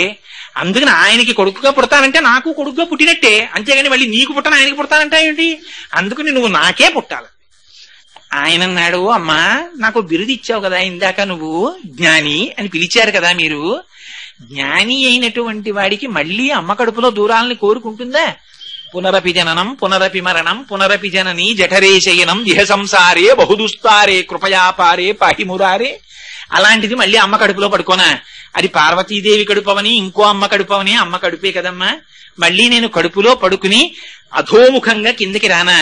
అలా రాలేనమ్మా, అందుకని నీ కడుపున జన్మించనన్నాను. ఆవిడంది, అలా ఎలా కుదురుతుందయ్యా, నీ వంటి జ్ఞాని నాకు కొడుకుగా పుట్టాలని ఉండదా? అందుకని మనం ఒక రాజీ చేసుకుందాం ఉంది ఆవిడ. ఏమిటమ్మా అన్నాడు. పూర్వం పరమశివుడు అంటే ఈ సుబ్రహ్మణ్యేశ్వర స్వామి వారి యొక్క వైభవంలోకి ఎన్ని పురాణాలు వచ్చేస్తాయో చూడండి. పరమశివుడు మళ్ళీ భాగవతం. పరమశివుడు ఒకానొకప్పుడు పరమశివుని యొక్క అనుగ్రహం కోసమని భస్మాసురుడు తపస్సు చేశాడు. తపస్సు చేస్తే భోళాశంకరుడు ప్రత్యక్షమై ఏం కావాలన్నాడు, నా చెయ్యి ఎక్కడెడితే అక్కడ భస్మం అవ్వాలన్నాడు. ఇచ్చాను, తీసుకో అన్నాడు. ఆగు పరీక్ష చేసుకోవాలి కదా, ఓసారి నీ తల మీద పెడతానన్నాడు. ఆయన పరుగు మొదలెట్టాడు. ఆయనకి తెలియక పరమశివుడికి నిజంగా తల మీద పెట్టేస్తే బూడిదైపోయేంత అవివేకి ఆయన. అంటే ధూర్తులైన వాళ్ళ ప్రవర్తన ఎలా ఉంటుందో ప్రపంచానికి చూపించాలి, అందుకని పరిగెడుతున్నాడు. పార్వతీదేవి మహాపతివ్రత, ఆవిడ సర్వజ్ఞ, ఆ బ్రహ్మకీట జనని. ఆవిడికి తెలియదు పరమశివుడు ఎందుకు పరిగెడుతున్నాడో. కానీ ఆవిడ సదా శివానుగ్రహద మహాపతివ్రత ఆవిడ. అటువంటి తల్లి భర్త ప్రాణభయంతో పరిగెడుతున్నట్టు నటిస్తున్నా, భర్త ఉట్టినే నటించచ్చు. అబ్బా అన్నాడు అనుకోండి మొగుడు, అది ఖచ్చితమో కాదో తెలియకుండా అబ్బాయి ఏమిటండి అని నేను అన్నండి అంటుందా భార్య? అంటే అబ్బో ఏమిటండి అంటుంది. ఉట్టినే అన్నాను అంటే ఏమిటి లేదు ఆ పరిహాసాలు అంటుంది. కానీ ఖచ్చితంగా కన్ఫర్మ్ అయిపోయి దెబ్బ కనపడ్డాక అడుగుదామని ఊరుకున్నానంటే అని అంద కదా భార్య. అలాంటిది మహాపతివ్రత అనకుండా ఉంటుందా? అందుకని ఆయన పరిగెడుతుంటే ఆవిడ నీరైపోయింది అన్న. అయిపోయి తన స్వరూపం కనపడకుండా తటాకం అయిపోయింది ఆవిడ. అదే శరవణం అంటే. ఆ శరవణం అనేటటువంటి తటాకమై ఉండిపోయింది. సరే పరమశివుడు మళ్లీ తిరిగి వచ్చారు, ఆ తటాకంలోంచి ఆవిడ స్వస్వరూపాన్ని పొందింది. కానీ తటాకం ఉండిపోయింది. ఇది జ్ఞాపకంగా ఉంచుకోవడానికి అమ్మవారు పరమప్రీతితో ఆ సరోవరంలో ఉండిపోయింది. ఆ సరోవరాన్ని కాపాడుకుంటోంది. ఆవిడంది, నువ్వు నా గర్భవాసం కదా చెయ్యవు, ఒక పని చెయ్యి. జ్ఞానమూర్తివి కాబట్టి పరమశివుని యొక్క 3వ కంటి అగ్నిహోత్రంలోంచి జన్మించి పుట్టగానే ఈ శరవణం అనేటటువంటి తటాకములో వచ్చి పడి అక్కడి నుంచి పైకి లే. శరవణ భవ అంటే పుట్టినవాడు, శరవణం అంటే పార్వతీదేవి నుంచి పుట్టినవాడు. ఇప్పుడు ఏమయ్యాడు శరవణ భవుడు అంటే? అందుకని అది బీజాక్షరమైంది. అమ్మవారి కొడుకు అయ్యాడు. శివతేజం నుంచి పుట్టినవాడు అమ్మవారి కొడుకే అయ్యాడు. అంటే కోటేశ్వరారు అబ్బాయి అండి అంటే ఈశ్వరి గారు అబ్బాయినా అండి అని అడగకూడదు, తప్పు. కోటేశ్వరారు అబ్బాయి అండి అంటే కోటేశ్వరరావు గారు ఈశ్వరి గారుల అబ్బాయి, అంతేగాని ఎక్కడో ఏ సర్టిఫికెట్ వెరిఫికేషన్ తో వెళ్లి Chiranjeevi CHS Charan son of Shri CHRVB Koteswararao అంటే ఎవరో నన్ను తెలిసిన వాళ్ళు ఉంటే పక్క వాళ్ళని పిలిచి కోటేశ్వరారు అబ్బాయి అంటే వారి భార్య పురాణాలకు వస్తుంటారు, ఆవిడ కొడుకేనా అండి అంటే అది అసహ్యకరమైన సంస్కారం, అలా అడగకూడదు కదా. అందుకని పరమశివుని యొక్క కుమారుడు అని వాడు అడిగిన అవివేకి అయి తారకాసురుడు, అది అజ్ఞానం. అడిగినా వచ్చినవాడు శరవణ భవుడు, అందుకని అవి బీజాక్షరాలయ్యి. పార్వతీపుత్రుడై వచ్చాడు, అందుకని చేతిలో ఏముంటుంది? శక్తి ఆయుధం ఉంటుంది ఆయన చేతిలో. శివుడికి పరమశివుడి యొక్క పేర్లు వింటే కొంచెం ఆశ్చర్యకరంగాను కొంచెం భయంకరంగాను ఉంటాయి. ఏమిటండి ఈ పేర్లన్నీ ఇలా ఉన్నాయి ఏమిటండి అనిపిస్తుంది. మీరు నిజంగా శివుడి అష్టోత్తరంగానే ఏమైనా చూశారనుకోండి, ఆయన పేర్లు ఏమిటో తెలుసా అండి? స్థాణుహు అని మారేడు దళం వేస్తారు. స్థాణుహు అంటే కదలక మెదలక ఇలా ఉంటాడని. ఏదో స్థాణువులు అలా కూర్చుంటావు, ఏం మాట్లాడినా పలకవు అంటాం. స్థాణు అంటే అలా కూర్చున్నవాడనా? అది కాదు. పరమశివుణ్ణి స్థాణువు అని ఎందుకు పిలుస్తారో తెలుసా అండి? ఆయనకి వ్యాపకత్వం చెప్పినప్పుడు శివకేశవ అభేదం చెప్తే స్థాణుహు అని పిలుస్తారు. స్థాణుహు అంటే ఇంకా తాను వ్యాపించడానికి చోటు లేనివాడు. అంటే అంతటా నిండి నిబిడీకృతం అయిపోయి ఇంకా తాను ప్రవేశించడానికి కొత్త చోటు లేక నిండి ఉండిపోయినటువంటి వాడు స్థాణుహు. అందుకని ఆయనకి స్థాణుహు అని పేరు. అలాగే ఆయనకు ఒక విచిత్రమైనటువంటి నామం ఉంది. ఏమిటో తెలుసా అండి ఆయన నామం? పూషదంత విదవ్యగ్రో, సూర్యుడి పళ్ళు పీకేసిన వాడా నీకు నమస్కారం అని పేరు. అలా పిలుస్తారా ఎవరైనా? నిజంగా మరి దక్షయజ్ఞ ధ్వంసంలో సూర్యుడు వచ్చి అక్కడ కూర్చుంటే వీరభద్రుడికి కోపం వచ్చింది. శివుని నిరీశ్వర యాగంలో శివుణ్ణి పిలవని యాగానికి నువ్వు ఎందుకు వచ్చావు అని ఓ పటకారట్టకొచ్చి సూర్యుడు పళ్ళని పీకేశాడు. పీకేస్తే అప్పటి నుంచి సూర్యభగవానుడికి పాయసమే ప్రసాదం. అందుకే కరకరలాడేవన్నీ ఆయనకి పెడితే ఇబ్బంది పడతారని ప్రసాదం పాయసం పెడతారు. అందుకని పూషదంత భిదవ్యగ్రో దక్షాత్తర హరోహర భగనేత్ర భిదవ్యక్త. దగ్గు తగ్గిపోయినా అయ్యో డబ్బు పోసుకున్నాం ఉత్తిన పారాయణ ఏంటంటే అని తాగేయం కదా దాన్ని. అలా ఆ పరమశివుడికి కూడా ఆ ప్రార్థన చేసి స్తోత్రం చేసే ముందు ఉన్మత్త శేఖరాయ నమః అంటే ఆకలి వ్యాధి. అందుకని అది తగ్గేంత వరకు ఏది కనబడితే తింటాడంతే. అంతటి బ్రహ్మజ్ఞానులకు బ్రహ్మజ్ఞానం ఇచ్చేవాడు పరమశివుడు. అటువంటి వాడు కాబట్టి ఆయనకి ఉన్మత్త శేఖరాయ నమః అని పేరు. అటువంటి బ్రహ్మజ్ఞాని యొక్క కుమారుడిగా సనత్కుమారుడు జన్మించాడు కనుక శరవణ భవ అంటే శరవణం అనేటటువంటి తటాకములో పడి వ్యోమవత్వ్యాప్త దేహాయ ఆకాశతత్వమైనటువంటి పరమశివుడి నుంచి ఆయన మూడవ నేత్రపు అగ్నిలోంచి శరవణమనేటటువంటి నీటిలోంచి కొండ అనబడేటటువంటి పృథివిలోంచి అగ్నిహోత్రములకు సాయమైన వాయువులోంచి 5 పుట్టి 5 వశం చేసుకున్నవాడు కాబట్టి పంచభూతాతీత స్వరూపుడు.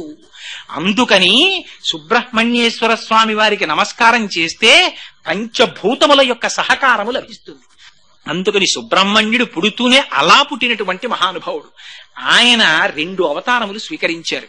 ఉత్తర భారతదేశంలో కుమరిల భట్టుగా జన్మించారు. దక్షిణ భారతదేశంలో జ్ఞాన సంబంధ నాయనారుగా జన్మించారు. ఉత్తర భారతదేశంలో కుమరిల భట్టుగా జన్మించినప్పుడు భారతదేశంలో బౌద్ధమతం వ్యాప్తి చెంది వేదము యొక్క ప్రమాణమును అందరూ తిరస్కరించేటటువంటి రోజులొస్తే మళ్ళీ కర్మయోగాన్ని భారతదేశంలో ప్రచారం చెయ్యడం కోసమని మహానుభావుడు కుమరిల భట్టుగా వచ్చారు. వచ్చి ఆయన అగ్ని సంపర్కం కలిగినటువంటి వారు. అందుకే మనకి ఇప్పటికీ కూడా పంచాయతన పూజ అని శంకర భగవత్పాదాచార్యులు వారు ప్రవేశపెట్టింది. ఆ పంచాయతన పూజలో శివుడు, పార్వతి, గణపతి, విష్ణువు, ఆ తర్వాత సూర్యుడు, ఈ 5తో పూజ కాదు పూర్తిగా. పంచాయతన పూజ అంటే న్యాయంగా ఈ 5 మూర్తులకు 6 అగ్నికార్యం చేస్తారు. అగ్నికార్యం చేస్తే సుబ్రహ్మణ్యేశ్వర ఆరాధన జరిగినట్టు. తమిళనాట ఇప్పటికీ ఆ ఆరాధన ఉంది. ఇక్కడ ఉన్న వాళ్ళు చాలా మందికి తెలుసు. అరుణ జడాయి గారని మాకు డెప్యూటీ మేనేజర్ క్వాలిటీ కంట్రోల్ చేశారు మహానుభావుడు. ఆయన వాళ్ళ ఇంట్లో ఖాళీ దొరికితే చాలా అగ్నికార్యం చేసేవారు. అది పంచాయతనం పూజ అంటే. అసలు ఆ పంచాయతనం చేస్తే ఈ 6 తత్వాల్ని కలిపి పూజ చేసినట్టు. అది సుబ్రహ్మణ్యేశ్వర స్వామి వారి అవతారంలోనే ఉంది. అది విచిత్రం. అలా జన్మించినటువంటి మహానుభావుడు అక్కడ కుమరిల భట్టుగా వచ్చారు. బౌద్ధులు వేదాన్ని తిరస్కరిస్తుంటే అసలు ముందు బౌద్ధ మతాన్ని ఓడించాలంటే బౌద్ధ మతం ఏమిటో తెలుసుకోవాలి. అందుకని ఆయన ఏం చేశారంటే బౌద్ధ మతంలో ఓ గురువు గారి దగ్గర శిష్యుడిగా చేరారు. కానీ ఆయనకి కర్మవాదం అంటే మహాప్రీతి. దాన్ని ప్రచారం చేయడానికి వచ్చింది అవతారం సుబ్రహ్మణ్యేశ్వర స్వామి వారిది. అందుకని బౌద్ధులు చూడకుండా రహస్యంగా సంధ్యావందనం అవి చేస్తుండేవారు. వాళ్ళ గురువు గారి దగ్గర కూర్చుని అవన్నీ తెలుసుకున్నారు. తెలుసుకున్న తర్వాత ఒకనాడు కనిపెట్టేశారు బౌద్ధులు, ఈయన ఈ మతం వాడు కాడు, ఇక్కడికొచ్చి చేరాడంతేను, ఎప్పటికో అప్పటికి దీన్ని ఖండించడానికి వచ్చాడు, కాబట్టి దీన్ని సంహరించేయండి అన్నారు. అని పైకి తీసుకెళ్లి సౌధంలోంచి కిందకి తోసేశారు. ఆ కుమరిల భట్టు కింద పడిపోతూ ప్రతిజ్ఞ చేశాడు, వేదమే ప్రమాణమైతే, వేదమే సత్యమైతే నేను జీవింతునుగాక అన్నాడు. ఆ పైనుంచి కింద పడిపోయాడు. కుమరిల భట్టుకి ఏమీ అవలేదు. కానీ ఒక రాయి కంట్లో గుచ్చుకుని గాయమైంది. అప్పుడు వేదమాతని ప్రశ్నించారు, నీ యందు ఇంత నిబద్ధతతో నేను ప్రచారం చేశాను, నీ కోసమని బౌద్ధుల్ని ఓడించడానికి నేర్చుకున్నాను, ఎందుకు నా కంటికి గాయమైందని అడిగారు. నువ్వు చేసిన ప్రతిజ్ఞలో దోషం ఉంది. వేదము ప్రమాణమైతే అన్నావు, వేదమే ప్రమాణము కనుక నేను రక్షింపబడతానని నువ్వు అనలేదు. నీ ప్రతిజ్ఞలో దోషం ఉంది, అందుకని సర్వేంద్రియాణం నయనం ప్రధానం సర్వస్య గాత్రస్య శిర ప్రధానం. ఆ జ్ఞానంలో చిన్న వైక్లభ్యం వచ్చింది కనుక కంటికి దెబ్బ తగిలిందండి అశరీరవాణి అంటే వేదమాత అని. ఆనాడు బౌద్ధుల్ని ఓడించి ఏ అగ్నిహోత్రంలోంచి వచ్చారో కర్మిష్ఠ అంటే ఏమిటో చూడండి సుబ్రహ్మణ్యుడు నిరూపించి చూపించారు. ఆయన చెయ్యకూడని అపరాధం ఒకటి చేశారు. ఒక గురువు దగ్గర చేరి ఆ గురువు మతాన్ని ఓడించడం కోసం వాళ్ళ దగ్గర నేర్చుకున్నారు. మరి అది కర్మిష్టి చెయ్యకూడని పని. నేను ఇటువంటి పని చేశాను కనుక దానికి ప్రాయశ్చిత్తం తుషాగ్నిలో దగ్ధమైపోతానన్నారు. ఈ తుషాగ్ని పేర్చేసుకుని తుషాగ్నిలో కాలిపోతున్నారు. అప్పుడు వచ్చారు శంకరాచార్యులు వారు. యోగ మార్గంలో వచ్చి వాదించడానికి రమ్మన్నారు జ్ఞాన మార్గం గురించి. నేను తుషాగ్నిలో దహించుకుపోతున్నాను, నా శిష్యుడైనటువంటి వాడు మండల విశ్రుడు ఉన్నాడు వెళ్ళమన్నారు. మళ్ళీ యోగ మార్గంలో విడిపారు శంకరాచార్యులు వారు. అప్పుడు సరే అది శంకర విజయాల్లో విషయం అనుకోండి, ఇప్పుడు నేను దాని గురించి పెద్ద ప్రస్తావన చెయ్యను. కాబట్టి ఉత్తర భారతదేశంలో కుమరిల భట్టుగా వచ్చారు, వచ్చి బౌద్ధ మతాన్ని ఓడించారు. దక్షిణ భారతదేశంలో జైన మతం ఉండేది పూర్వం. ఎంత కరడు కట్టిపోయిందంటే జైన మతం, మీకొక్క ఉదాహరణ చెప్తాను. సుబ్రహ్మణ్యేశ్వర స్వామి వారు జ్ఞాన సంబంధ నాయనరుగా వచ్చారు. జ్ఞాన సంబంధ నాయనరుగా వచ్చినప్పుడు శివపాద హృదయుడు అని సీర్గాళి అని అరుణజడాయి గారు వాళ్ళ సొంత ఊరది. అక్కడ ఆ శివపాద హృదయుడు ఆయన భార్య భగవతి వాళ్ళిద్దరూ పరమ పవిత్రమైనటువంటి దంపతులు. వాళ్ళకి ఈ జ్ఞాన సంబంధ నాయనరు పుట్టారు. తండ్రి గారు సంధ్యావందనం చేసుకోవడానికి ఓ రోజు సాయంకాలం బయటికి వెడుతుంటే ఈ పిల్లవాడు కాళ్ళకు అడ్డం పడ్డాడు. అడ్డం పడితే తండ్రి గారు తీసుకెళ్లి పిల్లవాడిని అక్కడ కూర్చోపెట్టి ఆ సంధ్యావందనం చేసినప్పుడు చెరువుల దగ్గర నదుల దగ్గర స్నానం చేస్తే అఘమర్షణ మంత్రమనో మంత్రం చెప్పి నీళ్లలో ములుగుతారు. ఆ మంత్రం చెప్పి ములుగుతున్నారు. ములిగితే పిల్లాడికి తండ్రి కనపడలేదు, నీళ్లలో ములిగిపోయాడని భయం వేసింది. భయం వేసి ఎవరిని పిలిచి చెప్తాడు? ఎదురుగుండా శివాలయం గోడ మీద వృషభవాహనారూఢుడై పార్వతీ పరమేశ్వరులు కనపడ్డారు. అమ్మా అప్పా అమ్మా అప్పా అని ఏడిచారు వాళ్ళిద్దరినీ చూసి. ఇది కావలసిన ఏడుపు నేర్పాడైన మనకి. అవి విగ్రహాలండి అని ఏడిచినంత కాలం పరమేశ్వరుడు రాడు. వాళ్ళు పార్వతీ పరమేశ్వరులండి అని ఏడిస్తే వస్తాడు. అందుకని అవి బొమ్మలని ఏడవలేదు, వాళ్ళిద్దరూ మాతాపితరులని ఏడిచారు. ఆయన ఏడిస్తే పరమశివుడు అన్నాడు, అదేంటి అలా కూర్చున్నావు, పిల్లవాడు ఏడుస్తున్నాడు పదన్నారు. గబగబా వచ్చారు ఇద్దరు. అమ్మ ఏం చేస్తుంది, పిల్లాడు ఏడిస్తే పాలు ఇవ్వాలి, పార్వతీ పాలి అన్నారు. అంటే ఆవిడంది ఏమిటో తేలిగ్గా చెప్పేస్తున్నారు, శివజ్ఞానం వచ్చేస్తుంది పాలిస్తే. ఇవ్వనా అంది. ఇచ్చేసేయి అన్నారు. బంగారు పాత్రలోకి స్తన్యాన్ని పిండి పాలిచ్చేసింది ఆవిడ. పాలిస్తే ఆ పాలు తాగేశాడు పిల్లాడు. తాగేయగానే ఇది శివజ్ఞానం వచ్చేసింది. తండ్రి గారు అఘమర్షణ మంత్రం చెప్పి పైకి లేచారు, వచ్చారు. కుర్రవాడి నోటి పక్కన పాలు కనబడ్డాయి. ఎవరిచ్చిన పాలు తాగావురా అని అడిగారు. వెంటనే బ్రహ్మాండకమైనటువంటి పదికని చెప్పారు. అంటే మనకి దండకాలంటాను చూసారా, అటువంటిది చెప్పారు. ఆ కుర్రాన్ని ఎత్తుకుని గుళ్ళోకి తీసుకెళ్తున్నారు. వాడు రావణ బ్రహ్మ చేసిన స్తోత్రం దగ్గర నుంచి చెప్పేస్తున్నాడు ఆ పిల్లాడు. వాడు గుడికి తీసుకెళ్తే చేతిలో ఇలా భజన చేస్తూ పరమశివుణ్ణి కీర్తిస్తుంటే చేతులు ఎర్రబడుతున్నాయి. పార్వతీ పరమేశ్వరులు చూడలేక బంగారు చిడతలు పైనుంచి కింద పడేశారు. ఇప్పటికీ జ్ఞాన సంబంధాలు తిరిగినటువంటి దేవాలయాలు తమిళనాడులో ఉన్నాయండి. అంతటి మహాపురుషులు ఆయన. మధురలో పార్వతీ పరమేశ్వరుల యొక్క ఆలయం మధురైలో, ఆ ఆలయాన్ని మూతపెట్టేశారు. జైనులు రాజుగారిని జైనుల్లోకి మార్చేశారు. మార్చేస్తే ఆనాడు మళ్లీ వేదమతాన్ని ఉద్ధరించడం కోసమని మహానుభావుడు సుబ్రహ్మణ్యేశ్వర స్వామి వారు జ్ఞాన సంబంధనైనారుగా ఆ ఊరెళ్ళారు. వెడితే జైనులకి తెలిసింది జ్ఞాన సంబంధులు వచ్చారు, ఎలాగైనా వారిని సంహరించాలనుకున్నారు. అనుకుని వారు విడిది చేసినటువంటి ఇంటికి అగ్నిహోత్రం పెట్టేశారు. ఇల్లు కాలిపోతోంది. ఆయనను అనుసరించి కొన్ని వేల మంది శిష్యులు వచ్చారు. జ్ఞాన సంబంధర్ పరమశివుణ్ణి స్తోత్రం చేశారు. స్తోత్రం చేసి రాజుకి బుద్ధి రావాలని నా ఇంటికి అంటింపబడినటువంటి ఈ అగ్నిహోత్రము రాజు శరీరమును చేరుగాక అన్నారు. వారి నోటి వెంట వచ్చినదే సత్యం అయిపోతుంది. రాజుగారి ఒళ్ళు కాలిపోవడం మొదలెట్టింది. వైద్యులు దగ్గరికి వెళ్ళారు. వెడితే ప్రియపురాణంలో రాశారండి, అరిటాకులు పట్టుకెళ్లారట, పడుకోబెడదాం లేత అరిటాకుల మీద. అరిటాకుల మోపులు కాలిపోయి. జైనులు నెమలీకల విసిరికర్రలు పట్టుకెళ్లారు, అవి కాలిపోయి. మంత్రాలు వేశారు, తగ్గలేదు. అప్పుడు ఆయన భార్య శివభక్తురాలు. ఆవిడంది, ఊరి బయట జ్ఞాన సంబంధం ఉన్నటువంటి విడిదిని మీరు కాల్చారు, అదే కట్టి కుడుపుతోంది, నా మాట విని జ్ఞాన సంబంధాన్ని పిలిపించండి అంది. పిలిపించారు. ఎవరు నాకొచ్చినటువంటి జ్వరాన్ని తగ్గిస్తే వారి మతమే సత్యమని నేను నమ్ముతానన్నారు.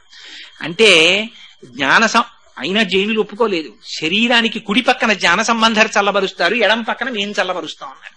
అటు వారు నించున్నారు, ఇటు జ్ఞాన సంబంధర్ నించున్నారు. ఈయన పరమేశ్వరుణ్ణి ప్రార్థన చేసి విభూతి రాశారు.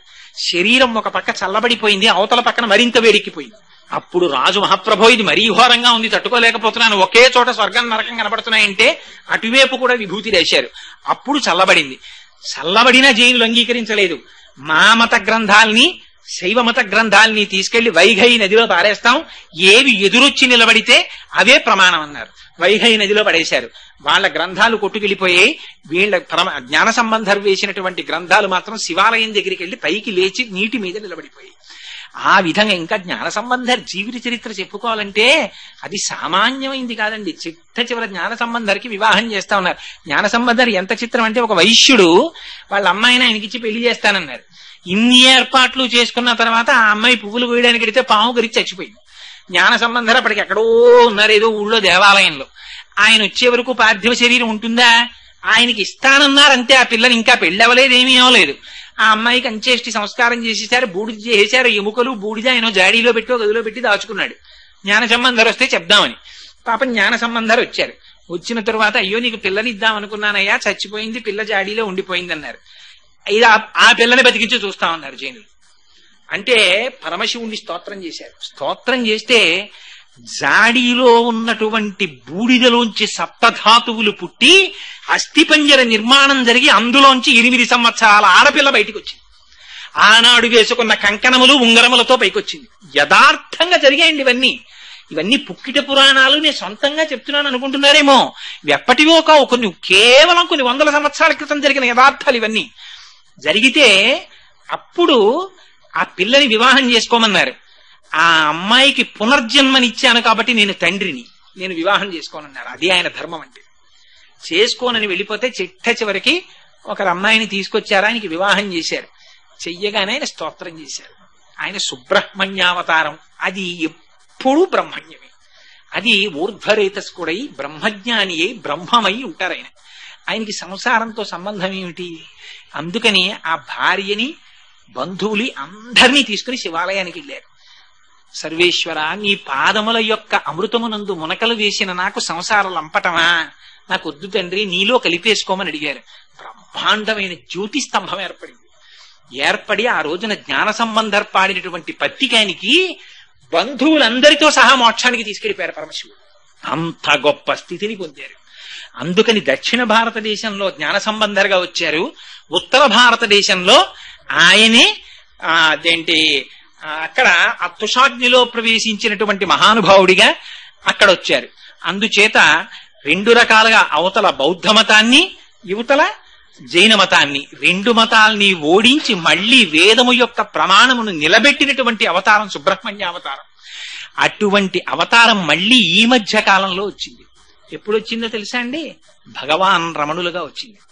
ఆయన అరుణాచల పర్వత శిఖరాలకి ప్రదక్షిణం చేస్తుంటే సప్తమాతృకలు కృత్తికల రూపంలో వచ్చి ఆయన్ని లోపలికి తీసుకెళ్లి భోజనం పెట్టి పంపించాయి రమణ మహర్షిని.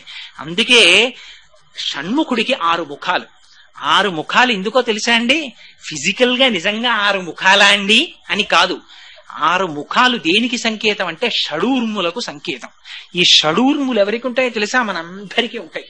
అవే ఆకలి, దప్పిక, జరా, మోహము, జననము, మరణము. ఈ 6 కొట్టుకుంటూ ఉంటాం. ఇంకేమీ ఉండదు. నిజంగా లోపలికి వెళ్ళి చూస్తే ఉండేది ఏమిట్రా అంటే ఆకలి వేస్తూ ఉంటుంది, మళ్ళీ తింటూ ఉంటాడు, తగ్గిపోతూ ఉంటుంది. దప్పిక, దాహం వేస్తూ ఉంటుంది, తాగుతూ ఉంటాడు, తగ్గుతూ ఉంటుంది, మళ్ళీ దాహం వేస్తుంటుంది. జర, వద్దన్నా వృద్ధాప్యం వచ్చేస్తూ ఉంటుంది. మోహం, ఎక్కడ లేని జ్ఞానం వీడికి, అన్నీ నావే అనుకుంటుంటాడు, దాచుకుంటుంటాడు. ఆఖరికి కల్లరి బొమ్మయో కాయంబు నొల్ల, అద్దె కొంపల పోలువా భోగమొల్ల, కొని తెచ్చు పీడలో కొంపల నొల్ల, ఇంటి దొంగల బోలు కొడుకుల నొల్ల, ఎందుకీ భాగ్యంబులెందుకీ బ్రతుకు, ముందు చావుండంగ మురియంగనగునే అంటారు. అలాగా స్వామి నీ పాదాలు చాలు, మాకెందుకు ఇవన్నీ ఉండేవా, ఏడిచేవా, మా వెంట వచ్చేవా అని ఎవరంటారు? ఎవరో భక్తి కలిగిన వాళ్ళు అంటారు. మిగిలిన వాళ్ళందరం ఈ ఆకలి, దప్పిక, శోకము, మోహము, జర, మరణము ఈ 6 తిరుగుతూ ఉంటారు. కానీ ఎవరు సుబ్రహ్మణ్యేశ్వర స్వామి వారి పాదములు పట్టుకుంటున్నారో అటువంటి వారిని ఈ షడూర్ముల నుంచి ఉద్ధరిస్తాడు. అందుకని ఆయనకి షడాననుడు 6 ముఖములతో ఉంటారు. సుబ్రహ్మణ్యేశ్వర స్వామి వారు నెమలి మీద కూర్చుంటారు. ఈ నెమలి ఎక్కడిదో తెలుసా అండి? గరుత్మంతుడు ఆయనకి పట్టాభిషేకం జరుగుతున్నప్పుడు ఇచ్చారు, తర్వాత తారకాసుర సంహారం చేశారు. ఏమంటే నెమలి మీద కూర్చోవడం ఏమిటి? ఇటు కూర్చోడానికి ఓ సింహాసనం లేదా? అంత పార్వతీ పరమేశ్వరుల పుత్రుడు ఇటు ఏమీ లేనట్టు నెమలి మీద కూర్చోవడం ఏమిటి? ఆ నెమలి ఏం నడుస్తుంది? ఈయనేం కూర్చుంటారు? ఎందుకు ఈ అల్లరంతా అంటే నెమలి ఒక గొప్ప విచిత్రం. పైగా మీరు సుబ్రహ్మణ్యేశ్వర స్వామి వారి మూర్తిని చూడండి, దులు మూట కట్టేస్తుంది. చేతిలో ఇలా శక్తి ఆయుధాన్ని పట్టుకుని ఉంటారు, ఒక శూలం పట్టుకుని ఇలా విభూతి రేఖలు పెట్టుకుని, చేతిలో ఒక ధ్వజం ఉంటుంది, పతాకం, దాని మీద కోడిపుంజు ఒకటి ఉంటుంది, కుక్కుట ధ్వజం ఉంటుంది. ఆయన కూర్చునేదో నెమలి మీద కూర్చుంటారు. ఆ నెమలి కాళ్ళ కింద పాము తిరుగుతుంటుంది. మళ్ళీ ఇవన్నీ విచిత్రాలు కావండి. ఎక్కడా లేని ఏమిటో కోడిపుంజు ఏమిటి, కూర్చోడానికి ఓ నెమలి ఏమిటి, నెమలి కాళ్ళ కింద పాము ఏమిటి, ఈయనకి 6 ముఖాలు ఏమిటి, వల్లీదేవసేన భార్యలేమిటి, ఏమిటి అల్లరంతా? అందులోనే ఒక గొప్ప రహస్యం. ఆయనకి విశాఖుడు అని పేరు. విశాఖపట్టణానికి పేరు ఎందుకో తెలుసా అండి? విశాఖుడు అన్న పేరు వల్ల వచ్చింది. విశాఖుడు అన్న నామానికి అర్థం ఏమిటో తెలుసా? విశాఖుడు అంటే పరమశివుడికి ఇందాక చెప్పానే స్థాణుహు అని పేరు. స్థాణుహు అంటే ఎండిపోయిన చెట్టుగా ఉండిపోయిన వాడు అని ఒక అర్థం. అలా ఉన్న పరమశివుణ్ణి అమ్మవారు విడిచిపెట్టదు. అపర్ణ అని అమ్మవారికి పేరు. అపర్ణ అంటే ఆకులు కూడా తినకుండా తపస్సు చేసిందని ఒక అర్థం. అపర్ణ అంటే పరమశివుడు ఎండిపోయిన చెట్టులా నిలబడిపోయినప్పుడు అప్పుడు కూడా విడిచిపెట్టకుండా ఎండిపోయిన తీగలా చెట్టుకు ఉండిపోయిందని అర్థం. మరి చైతన్యం ఎక్కడుంది అంటే శాఖుడు అంటే శాఖలుంటే కొమ్మలు, విశాఖుడు అంటే కొమ్మలు లేనితనం, ధవ అంటే భర్త కలిగింది, విధవ అంటే భర్త లేనిది. అందుకని విశాఖుడు అంటే శాఖలు లేవు. మరి అప్పుడు సుబ్రహ్మణ్యుడు ఎక్కడ ఉన్నాడు? ఆ చెట్టు లోపలే చిన్న చైతన్య బీజం కింద లోపల ఉండిపోయాడు. ఆ ఎండిపోయిన చెట్టే మళ్ళీ ఆకులు కొమ్మలు అన్నింటితో వచ్చేస్తుంది. ఎక్కడుంది చైతన్యం? లోపల ఉంది చైతన్యం. అందుకని ఆయనకి గుహ అని ఒక పేరు. ఈ గుహ అన్న పేరుతో ముత్తుస్వామి దీక్షితులు వారు తిరుత్తణి వెళ్లి ఆయన మీద పాటలు రాశారు. రాస్తే పరమ ప్రీతి పొంది సుబ్రహ్మణ్యేశ్వర స్వామి వారు ప్రత్యక్షమయ్యారు. ప్రత్యక్షమై కలకండ నోట్లో పోశారు. పోస్తే అప్పుడే ఓ కీర్తన రాశారు. నాకు కీర్తనలు రావు, కానీ ఎంత అద్భుతమైన కీర్తన తెలుసా అండి అది. ఆ గుహ అన్న నామంతో ముత్తుస్వామి దీక్షితులు సుబ్రహ్మణ్యేశ్వర స్వామి వారి యొక్క దర్శనం అయిన తర్వాత కీర్తనలు ఇచ్చారు. త్యాగరాజు గారి కీర్తనలు రాశారు. అంతటి మహానుభావుడైన నెమలి మీద ఎందుకు కూర్చుంటారంటే నెమలి పురి విప్పుతుంది. నెమలి మిగిలిన పక్షులన్నింటికీ ఓ గుణం ఉంటుంది, తోక ఒకటే ఉంటుంది దానికి. అది ఎప్పుడో విప్పుతూ ఉండడం, అందులో రంగులు రావడం. అయినా కాకి అంటే దిగుమాల కాకి ఎప్పుడో ఓలాగే ఉంటుంది. అంతే కాకి పురి విప్పిందంటే ఎవరనరు. నెమలి ఒకటే పురి విప్పుతుంది. పురి విప్పుతుంది, నాట్యం చేస్తుంది. అదో విచిత్రం. మళ్ళీ ఇందులో సుబ్రహ్మణ్యేశ్వర స్వామి వారు నెమలి మీద కూర్చుంటారంటే అర్థం ఏమిటో తెలుసా అంటే కాలం ఎప్పుడు ఒకలాగే కనపడుతుంది. ఏమంటే కాలం గ్రీష్మ ఋతువులో కాలం అంటే కొత్తగా ఉంటుందా అండి? వాచీలు ఏమైనా ఇటు నుంచి ఇటు తిరుగుతాయా అంటే అలా ఏం తిరగవు, ఎప్పుడో ఒకలాగే తిరుగుతాయి గడియారాలు. కానీ మరి ఎక్కడ తేడా వస్తుంది? అగ్ని ముఖంబు పరాపరాత్మకమాత్మ కాలంబు గతి రత్నగర్భ పదము శ్వసనంబు నీ యూర్పు రసన జలేషుండు దిశలు కర్ణంబులు దివము నాభి సూర్యుండు కర్ణులు శుక్లంబు శలిలంబు జఠరంబు చలదులు చదలు శరము సర్వౌషధులు రోమచయము శల్యంబులు అద్రులు మానసం అమృతకరుండు ఛందములు ధాతువులు ధర్మసమితి హృదయము ఆస్యపంచకముపనిషద్ ఆహ్వయంబైన నీరూపు సదసత్వమై శివాఖ్యయై స్వయం జ్యోతి అయి ఒప్పు ఆజ్యమగుచు అంటారు. నెమలి మీద కూర్చోవడం అంటే నెమలి పురివిప్పుతుంది. పురివిప్పితే రంగులు రంగులు రంగులు రంగులు కనపడతాయి. అలాగే కాలము కూడా 6 ఋతువుల కింద నడుస్తుంటుంది. ఒక్కొక్క ఋతువులో ఒక్కొక్క కొత్తదనం కనబడుతుంది. ఒక ఋతువులో చెట్లు ఆకులన్నీ రాల్చేస్తాయి, ఒక ఋతువులో చెట్లన్నీ చిగర్చేస్తాయి, ఒక ఋతువులో మంచు పడుతుంటుంది, ఒక ఋతువులో అపారమైన చెమట పట్టేస్తుంటుంది, ఒక ఋతువులో వర్షం పడుతుంటుంది, ఒక ఋతువులో ఎండిపోతుంది. ఇన్ని రంగులు, ఇన్ని మార్పులు ఎక్కడి నుంచి వచ్చాయి? ఒక కాలంలోంచే ఉంటాయి. ఒక నెమలిలోనే అప్పుడు విప్పేటప్పటికి ఇన్ని రంగులు కనబడతాయి. అంటే కాలమనేటటువంటి నెమలి ఆయన స్వాధీనంలో ఉంటుంది. మనమందరం కాలగతులం అయిపోతాం. అంటే కాలములో పుట్టి కాలములో పడిపోతాం. ఎప్పుడు పుట్టాడండి కోటేశ్వరరావు? 14/7/1959. ఒకనాడు ఈ శరీరం పడిపోతుంది. పడిపోయిన తర్వాత వీడిలో ఫోటో ఎక్కుతుంది గోడ మీదకి. అప్పుడు మా అబ్బాయి దాని పక్కన ఇంకొకటి రాసి డేట్ వేస్తాడు. అలా. కానీ ఇవన్నీ ఎప్పుడు వచ్చాయి? కాలంలో వచ్చాయి, కాలంలో వెళ్ళిపోతున్నాయి. అది కాలములో వచ్చి కాలములో వెళ్ళిపోయేది కాదు, అది ఎప్పుడు ఉండే తత్వం. అందుకని పార్వతీ పరమేశ్వరుల పుత్రుడు. పార్వతీ పరమేశ్వరులు ఒకనాడు ఉండి ఒకనాడు వెళ్ళిపోయిన వారు కాదు. మరి సుబ్రహ్మణ్యుడు ఎప్పుడో వచ్చాడు కదండి అంటే రహస్యం ఎక్కడుంది? మెరుపు ఎక్కడుంది? మబ్బులోనే ఉంది. మబ్బులో లేని మెరుపు ఎక్కడి నుంచి వచ్చింది? కానీ రెండు మబ్బులు దగ్గరికి రావాలి. సౌదామిని అంటారు. నీలి ఆకాశం మీద రెండు నల్లటి మబ్బులు వచ్చి తగిలికున్నాయి అనుకోండి, ఒకదాన్నొకటి, మధ్యలో పెద్ద మెరుపు వస్తుంది. ఈ మెరుపు శక్తి. దీని జ్ఞాన ప్రకాశంలో మీకు అన్ని వస్తువులు కనపడతాయి. అలా పార్వతీ పరమేశ్వరుల యొక్క సమాగమంలో జ్ఞానశక్తి ఆవిర్భవించింది. అది సుబ్రహ్మణ్యుడు. ఆయన చేతిలో శక్తి ఉంది. ఏమిటా శక్తి? శూలాయుధం. అదే ఇచ్ఛాశక్తి, జ్ఞానశక్తి, క్రియాశక్తి. ఆయన పాదములు పట్టుకున్న వాడికి అన్ని శక్తులు వచ్చేస్తాయి. అందుకని సుబ్రహ్మణ్య ఆరాధన గొప్ప ఆరాధన. అందుకని ఆయన చేతిలో శూలం పట్టుకుంటారు. మరి నెమలి కాళ్ళ కింద పావేమిటి? పాము అంటే రెండు అర్థాలుంటాయి. ఒక పాము ఊర్ధ్వముఖంగా ఉంటుంది, ఇది పైకెక్కుతూ ఉంటుంది. ఇలా ఉంటాయి పాములు. కొన్ని పాములు కిందకుంటాయి. కిందకున్న పాము అధోముఖంగా వీర్యం పోవడం.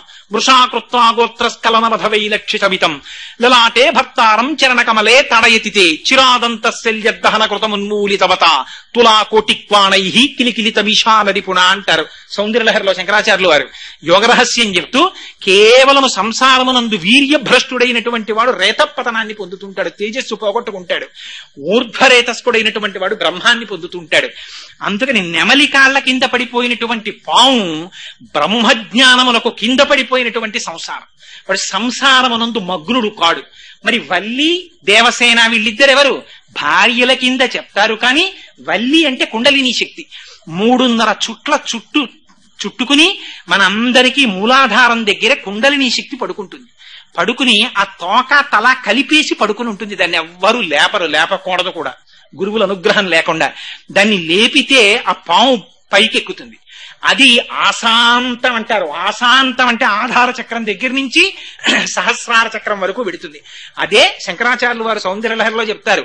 మహీం మూలాధారే కమపి మణిపూరే ఉతవహం స్థితం స్వాధిష్టానే హృదయమపి అని ఆ ఒక్కొక్క చక్రం దాటుతూ షట్చక్రాల్ని భేదనం చేసుకుంటూ సహస్రారంలోకి వెళ్ళిపోతుంది.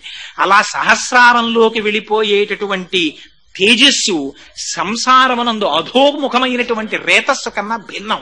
అందుకని నెమలి కాళ్ల కింద పడిపోయినటువంటి పాము ఊర్ధ్వరేతస్కుడై బ్రహ్మజ్ఞానములు పొంది బ్రహ్మముగా నిలబడినటువంటి షణ్ముఖుణ్ణి చూపిస్తుంది. రెండవది దేవసేన. దేవసేన అంటే సాక్షాత్తుగా దేవతల యొక్క సైన్యములకంతటికీ కూడా ఆయన ఆధ్యక్షములు వహించి దేవతలకి విజయాన్ని తీసుకొచ్చారు. లోపల ఆంతరంగా చూస్తే ఇక్కడే రాక్షస గుణాలుంటాయి, ఇక్కడే దేవతా గుణాలుంటాయి. రెండింటికి పోరాటం జరుగుతుంటుంది. జరుగుతున్నప్పుడు ఒక్కొక్కసారి దేవతా గుణాలు పెరుగుతాయి, ఒక్కొక్కసారి రాక్షస గుణాలు గెలుస్తాయి.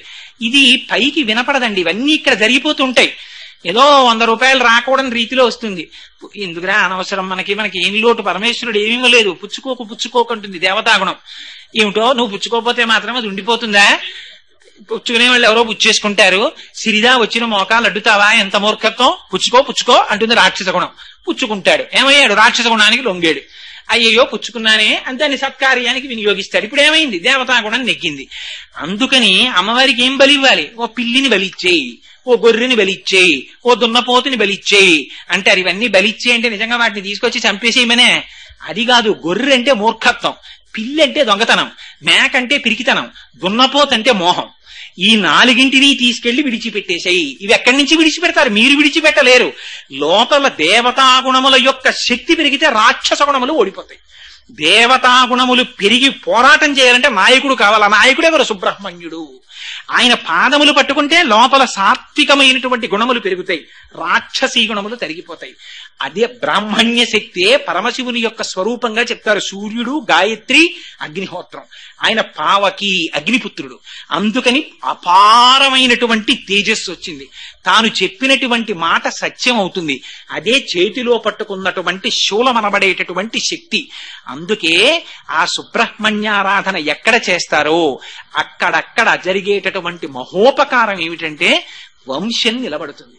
కారణం ఏమిటి అంటే సుబ్రహ్మణ్యేశ్వర స్వామి వారి సహస్రనామావళిలో మాత్రం ఒక గొప్ప నామం ఉంది.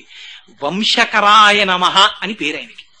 వంశము నిలబడాలి అంటే సుబ్రహ్మణ్యేశ్వర స్వామి వారి యొక్క అనుగ్రహం కలగాలి.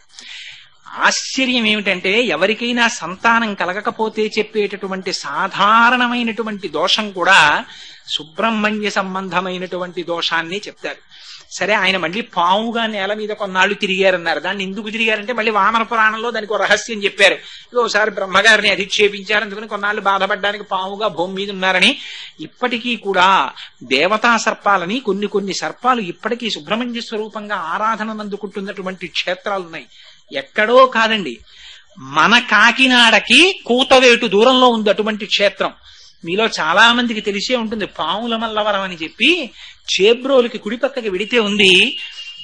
అక్కడ ఇప్పటికీ మా పూజా మందిరంలో ఉంది. నేను అది శరీరంతో ఉండగా దర్శనం చేసే అదృష్టాన్ని పొందలేదు, గాని ఇంతలావు త్రాచుపాం, ఇంత పెద్ద పడగ విప్పి ఉంటుంది. అది ఎక్కడి నుంచి వచ్చిందో తెలియదు. శివలింగాన్ని చుట్టుకుని ఉండేది. ఆ శివలింగాన్ని విడిచి ఎదురుగుండా ఉన్న సరోవరంలోకి వెళ్లి స్నానం చేసేది. మళ్లీ వచ్చి శివలింగాన్ని చుట్టుకు పడుకునేది. పడుకుంటే అభిషేకం చేసిన పాలు కొంచెం తాగుతూ ఉండేది.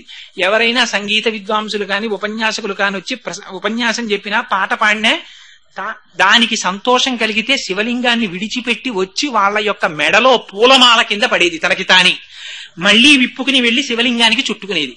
పిల్లలు పుట్టని వాళ్ళు ఇంకా సంతానం కలగరేమో అని పెళ్ళై 15 సంవత్సరాలు దాటిపోయి బెంగ పెట్టుకున్న వాళ్ళ ఆ గుడికెళ్ళి నమస్కారం చేస్తే వెంటనే భార్య గర్భాన్ని ధరించి పిల్ల పుడితే సుబ్రహ్మణ్యేశ్వరి అని పేరు పెట్టి ఆ పిల్లని తీసుకెళ్లి ఆ స్వామి పడగ కింద పడుకోపెడితే చంటి పిల్లల్ని ఆ పాము పడగ కింద పెట్టేవారు. పెడితే ఎంతో సంతోషంగా పిల్లల్ని చూసేది ఆ పాము. ఆ పిల్లల్ని తెచ్చుకునేవారు. అటువంటి క్షేత్రం మనకి కూతవేటు దూరంలో ఉంది మల్లవరం. అక్కడ పొలాలు దున్నుతుంటే తామ్రపత్ర శాసనాలు దొరికాయి. నేను ట్రస్టీ గారు ఇవాళ వాళ్ళ బంధువులు ఇక్కడికి వచ్చారో లేరో నాకు తెలియదు, కానీ ఆ తామ్రపత్ర శాసనాలు అవి అక్కడ మ్యూజియం లాంటి గది ఒకటి కట్టి పెట్టి ఒకసారి నేను అక్కడ ప్రసంగం చేయడానికి వెళ్ళాను. వెడితే నన్ను వాళ్ళ గదిలోకి తీసుకెళ్లి అవన్నీ చూపించారు, ఆ దొరికిన శాసనాలు అవన్నీ. అలాగే మనకి బిక్కవోల్లో ఇప్పటికీ ఒక రాత్రంతా ఆరాధన చేస్తారు దంపతులు, ఆ సంతానం కలగాలని. ఎందరో అలా సంతానం పొందినటువంటి వాళ్ళు ఉన్నారు. ఇవన్నీ అబద్ధాలు కాదండి. సుబ్రహ్మణ్యేశ్వర స్వామి వారికి ఉన్నటువంటి 6 ముఖాలే 6 క్షేత్రాలయ్యాయి తమిళనాడులో. మళ్ళీ అవి కూడా సుబ్రహ్మణ్యేశ్వర స్వామి వారి యొక్క విచిత్ర స్థితి ఏమిటంటే అన్ని మూర్తులు ఒకలా ఉండవు. మీకు ఒక్కొక్క చోట ఒక్కొక్కలా ఉంటాయి. ఆయన తిరుత్తని అని ఒక క్షేత్రం ఉంది. సాధారణంగా తిరుపతి వెళ్ళిన వాళ్ళు వెళుతుంటారు. అన్ని కొండ మీద ఉంటాయి సుబ్రహ్మణ్యేశ్వర స్వామి వారివి. తిరుత్తణిలో ఆయన క్రౌంచాసురుడు అనే రాక్షసుడిని సంహరించి విశ్రాంతి తీసుకున్నారు అక్కడ. రెండవది తిరుత్తణి తర్వాత పళని. ఆ పళని దగ్గరికి వెళ్ళేటప్పటికి దండాయుధపాణి అంటారు. చేతిలో ఒక కర్ణ పట్టుకుని విప్తకేశుడై ఆ శిరస్సు మీద రోమాలు లేకుండా కేశములు లేకుండా ఓ గోచి ఒకటి పెట్టుకుని ఉంటారు. అదే స్వరూపం రమణ మహర్షిది. పళనిలో దండాయుధపాణిగా ఉంటారు. మూడవది ఆ తిరుచెందూర్ అని సముద్రం దగ్గర ఉంది. ఆ కన్యాకుమారి వెళ్ళినటువంటి వాళ్ళు వెడుతూ ఉంటారు.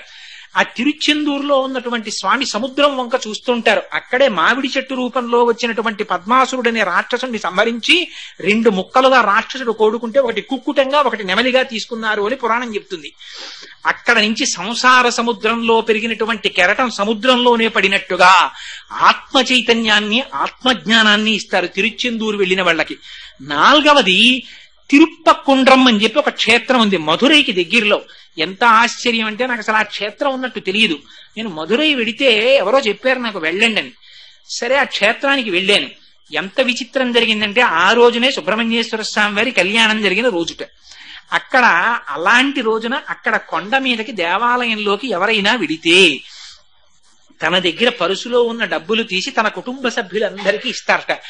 ఆ రోజున అలా సుబ్రహ్మణ్యేశ్వర స్వామి వారి క్షేత్రంలో తన కుటుంబ సభ్యులకి కానుకలిస్తే వాడి ఊపిరి పోయే వరకు వాడి పరుసులోంచి తీసి కానుకలు ఇవ్వగలిగినటువంటి ఆర్థిక పరిపుష్టి వాడికి ఉంటుందిట. అంత శక్తి ఆ క్షేత్రానికి ఉందిట. భగవానుడు నన్ను తీసుకెళ్లి అలా ఇప్పించాడు నాతోటి. అలా అనుకోకుండా వెళ్ళాను నేను. అందుకని తిరుప్పకుండ్రం అన్నది ఒక క్షేత్రం. అలాగే స్వామిమలై అని ఒక క్షేత్రం ఉంది. స్వామిమలై అపారమైన జ్ఞానం. అక్కడ ప్రణవ రహస్యాల్ని పరమశివుడికి చెప్పారు ఆయన. తండ్రి ఎవరి చేతిలో ఓడిపోవాలని కోరుకుంటాడో తెలుసా అంటే కొడుకు చేతిలో ఓడిపోవాలనుకుంటాడు. చిత్రం ఏంటంటే తండ్రికి కొడుకు చేతిలో ఓడిపోతే గొప్ప సన్మానం అది. అందుకని పరమశివుడంతటి వాడికి ప్రణవం యొక్క అర్థం తెలుసుకోవలసి వచ్చింది. తెలుసుకోవలసి వస్తే సుబ్రహ్మణ్యేశ్వర స్వామి వారు చెప్తా అన్నారు. చెప్పమన్నారు. కానీ నువ్వు నా దగ్గర ప్రణవం వినాలంటే నువ్వు పైన కూర్చుని నీ కింద కూర్చోకూడదు, నేను గురువుని కాబట్టి నేను పైన కూర్చుంటాను, నువ్వు కింద కూర్చోమన్నారు. అందుకని స్వామిమలైలో పైన ఆయన కూర్చుంటారు, కింద తండ్రి కూర్చుంటారు. కూర్చుని ప్రణవ రహస్యాలు విన్నారు. అగస్త్య మహర్షికి అక్కడే ద్రవిడ వ్యాకరణం అంతటినీ నేర్పారు స్కందుడు. అందుకే వారణాసి మహాత్మ్యం అవన్నీ స్కంద పురాణ అంతర్గతమే అయ్యుంటాయి. అది ఒక క్షేత్రం. ఆ తరువాత ఆయన క్రీడాస్థలం అదిగో ఆ అల్ఘర్ కోయిల్ అని చెప్పి ఒక క్షేత్రం ఉంది. అక్కడ స్వామివారి యొక్క క్రీడాస్థలం. ఈ 6 ముఖాలు ఇప్పటికీ కూడా శంకరుల యొక్క సాంప్రదాయంలో పీఠాధిపత్యం స్వీకరించేటటువంటి వారు సర్వసాధారణంగా ఈ 6 ముఖాలుగా ఉన్న సుబ్రహ్మణ్య క్షేత్రాల్ని ముందు పాదచారులై వెళ్లి దర్శనం చేస్తుంటారు. సాధారణంగా దర్శనం చేసి వస్తుంటారు. ఆ సుబ్రహ్మణ్యుని యొక్క అనుగ్రహం కలిగితే తప్ప యువతల శ్రీ విద్యా సాంప్రదాయంలో కానీ జ్ఞానంలో కానీ వాడొక స్థాయిని పొందలేడు. తమిళనాట అందుకే విశేషమైన సుబ్రహ్మణ్యారాధన చేస్తారు. సుబ్రహ్మణ్యారాధన చేస్తే వచ్చే గొప్ప అదృష్టం ఏమిటో తెలుసా అండి? పార్వతీదేవి సతీదేవిగా ఉన్నప్పుడు శరీరాన్ని దహించేస్తే యోగాగ్నిలో విడిచిపెట్టిన తర్వాత దిగంబరుడై తిరుగుతున్నాడు పరమశివుడు. ఆయన శరీరంలోంచి ఒక స్వేద బిందువు కింద పడింది. ఇది మళ్ళీ శివమహాపురాణాంతర్గతంలోంచి చెప్తున్నాను.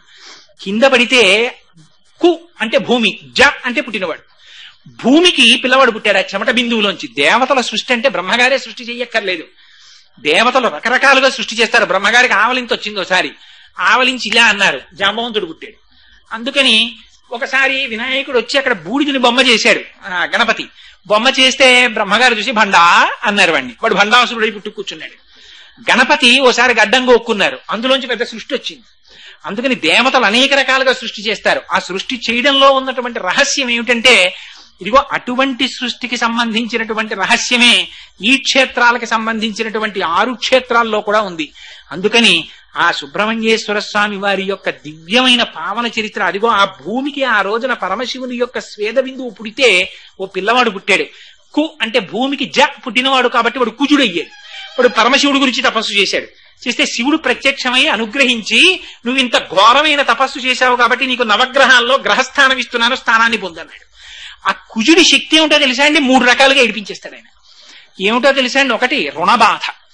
కుజగ్రహం గాని సరిగ్గా చూడలేదా, ఎంత ఐశ్వర్యం ఉన్నవాడు కూడా అప్పుచ్చుకుని చీకటి పడ్డాక క్రీనీళ్ళలో తలపాగా కట్టుకు తిరుగుతాడు.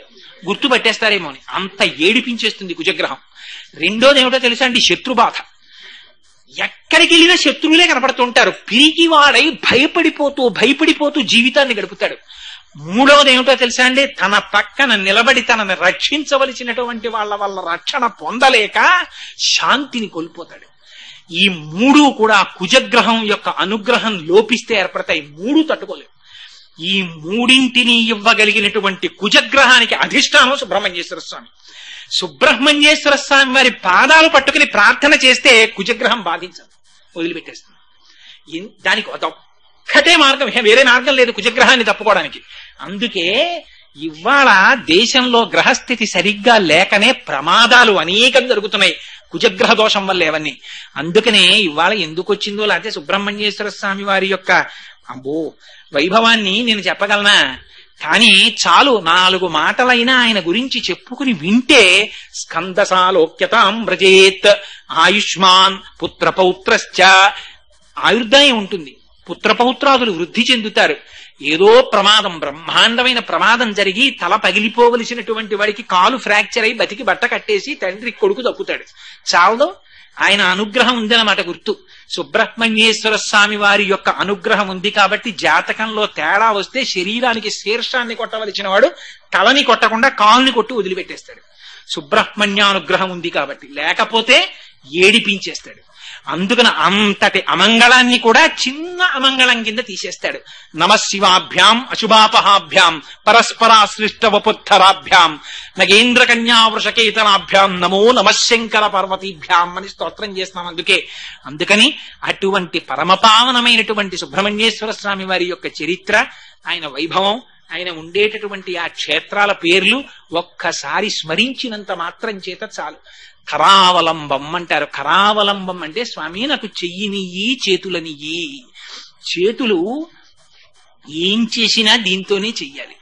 చిత్రం ఏమిటంటే దీంతో చేసినవన్నీ మళ్ళీ ఇక్కడికి ఎక్కుతాయి. ఎలా ఎక్కుతాయో తెలుసా అండి? మీరు నేను చేస్తున్నాను అన్ని దీంతో చేస్తాం. దీంతో చేసినటువంటి వాటి వల్ల వచ్చేటటువంటి ఫలితాన్ని పంచుకునేటటువంటి ఎవ్వరికీ దీంతో వచ్చిన ఫలితంతో సంబంధం ఉండదు. వీడు తేకూడనివన్నీ దీంతో పట్టుకొచ్చేస్తాడు. దీన్నంతటినీ వాళ్ళు పనిచేసుకుంటారు. ఇంట్లో వాళ్ళు చీరలు కుట్టించేసుకుంటారు, ప్యాంట్లు కుట్టించేసుకుంటారు, చొక్కాలు కుట్టించేసుకుంటారు, ఫీజులు కట్టేసుకుంటారు, అన్నీ అయిపోతాయి. వాడు ఎవ్వడి ఖాతాలో 5 పైసలు నష్టం కూడా వేయరు. వాడి తప్పు లేదు, యజమాని తేవాలి, తెచ్చాడు, వాడి కర్మ, వాడు అలా తెస్తే. దోషం ఎవరికి పడిపోతుందో తెలుసా అండి? వీడి ఖాతాలో వేసేస్తాడు. ఎవడేసేస్తాడండి? ఎవడు చూశాడండి అనుకోవచ్చు మీరు. చిత్రంగా కూర్చుని గుప్తంగా రాసేవాడు ఉన్నాడు. వాడు 1000 కళ్ళతో చూస్తాడు. వాడు చిత్రగుప్తుడు. వాడు ఇక్కడ కూర్చుని చూస్తూ ఉంటాడు అన్ని. వాడికి సూర్యుడు చంద్రుడు సాక్షి. అందుకనే పరమాత్మని ఎక్కడ చెప్పినా సూర్యచంద్రుల నేత్రాలంటారు. మీరు శ్రీ మహావిష్ణువుని తీసుకోండి. క్షీరోధన్వత్ ప్రదేశే శుచిమణి విలసత్ సైకతే మౌక్తికానాం మాలా క్లుప్తా సనస్త స్ఫటిక మణినిభైర్మౌక్తికైర్మండితంగా శుభ్రైరభ్రైరథభ్రైరుపరి విరచితైర్ముక్త పీయూష వర్షై ఆనందీన పునీయాత్ తరి నలిన గదాశంక పాణిర్ముకుంద భూః పాదవ్యస్య నాభిః వియదసురనిల చంద్ర సూర్యౌచ నేత్రే. చంద్ర సూర్యౌచ నేత్రే అంటాం. పరమశివుడి చెప్తే వందే శంభుమమాపతిం సురగురుం వందే జగత్కారణం వందే పన్నకభూషణం మృగధరం వందే పశూనాంపతిం వందే సూర్య శశాంక వన్యనయనం అంటాం. అమ్మవారి గురించి చెప్తే సూర్యచంద్రులు ఇద్దరు నేత్రములుగా కలిగిన తల్లి అంటాం. ఏడు అందరికీ సూర్యుడు చంద్రుడి కళ్ళు ఎలా ఉంటారండి అంటే సాక్షిగా దివారాత్రములలో జరుగుతున్న అన్ని వాళ్ళు చూస్తూ ఉంటారు. చిత్రంగా చూసి గుప్తంగా ఇక్కడ రాస్తారు అకౌంట్. రాసి దీన్ని ప్రారంభం అక్కడికి తీసుకెళ్లి సంచితంలో వేస్తారు, డిపాజిట్ వేసి. ఈ శరీరం పడిపోయాక ఏ శరీరాన్ని పొందాలో డిసైడ్ చేసేది ఆఖరి ఊపిరి. వీడు దేనికి అలవాటు పడిపోతున్నాడో చూస్తారు. చూసి పరమాత్మ రాగద్వేషాలు ఆయనకి ఉండవు. ఓపిక ఉన్నప్పుడు ఎటువైపు మనసు వెళ్ళిపోతుందో చూస్తారు. ఓపిక ఉండగా ఇటువైపు లేదనుకోండి, ఎప్పుడు ద్రవ్యం వైపే తిరిగాడు అనుకోండి, ఆయన ఏం పట్టించుకోడు, తిరగరా నాయన నీ ఇష్టం అంటారు. కాని బ్రతికియున్నన్నాళ్ళు నీ భజన తప్పను కాని మరణకాలమునందు మరతునేము ఆవేళ యమదూతలాగ్రహంబున వచ్చి ప్రాణముల్ పెకలించి పట్టునప్పుడు కప వాత పైత్యముల్ కప్పగా శ్రమచేత కంపముద్భవమంది కష్టపడుచు నారాయణాయంచు నా జింహతో నిన్ను పిలుతునో శ్రమచేత పిలువలేను నాటికిపుడి నీనామస్మరణ చేతు చెవినిడవయ్య భూషణ వికాస శ్రీధర్మపుర నివాస దుష్ట సంహార నరసింహ దురిత దూరాన్ని ఏడుస్తారు. స్వామి నారాయణ నారాయణ అని ఇప్పుడే అంటానయ్యా, వినవయ్యా తండ్రి, అప్పుడు అనగలను అని.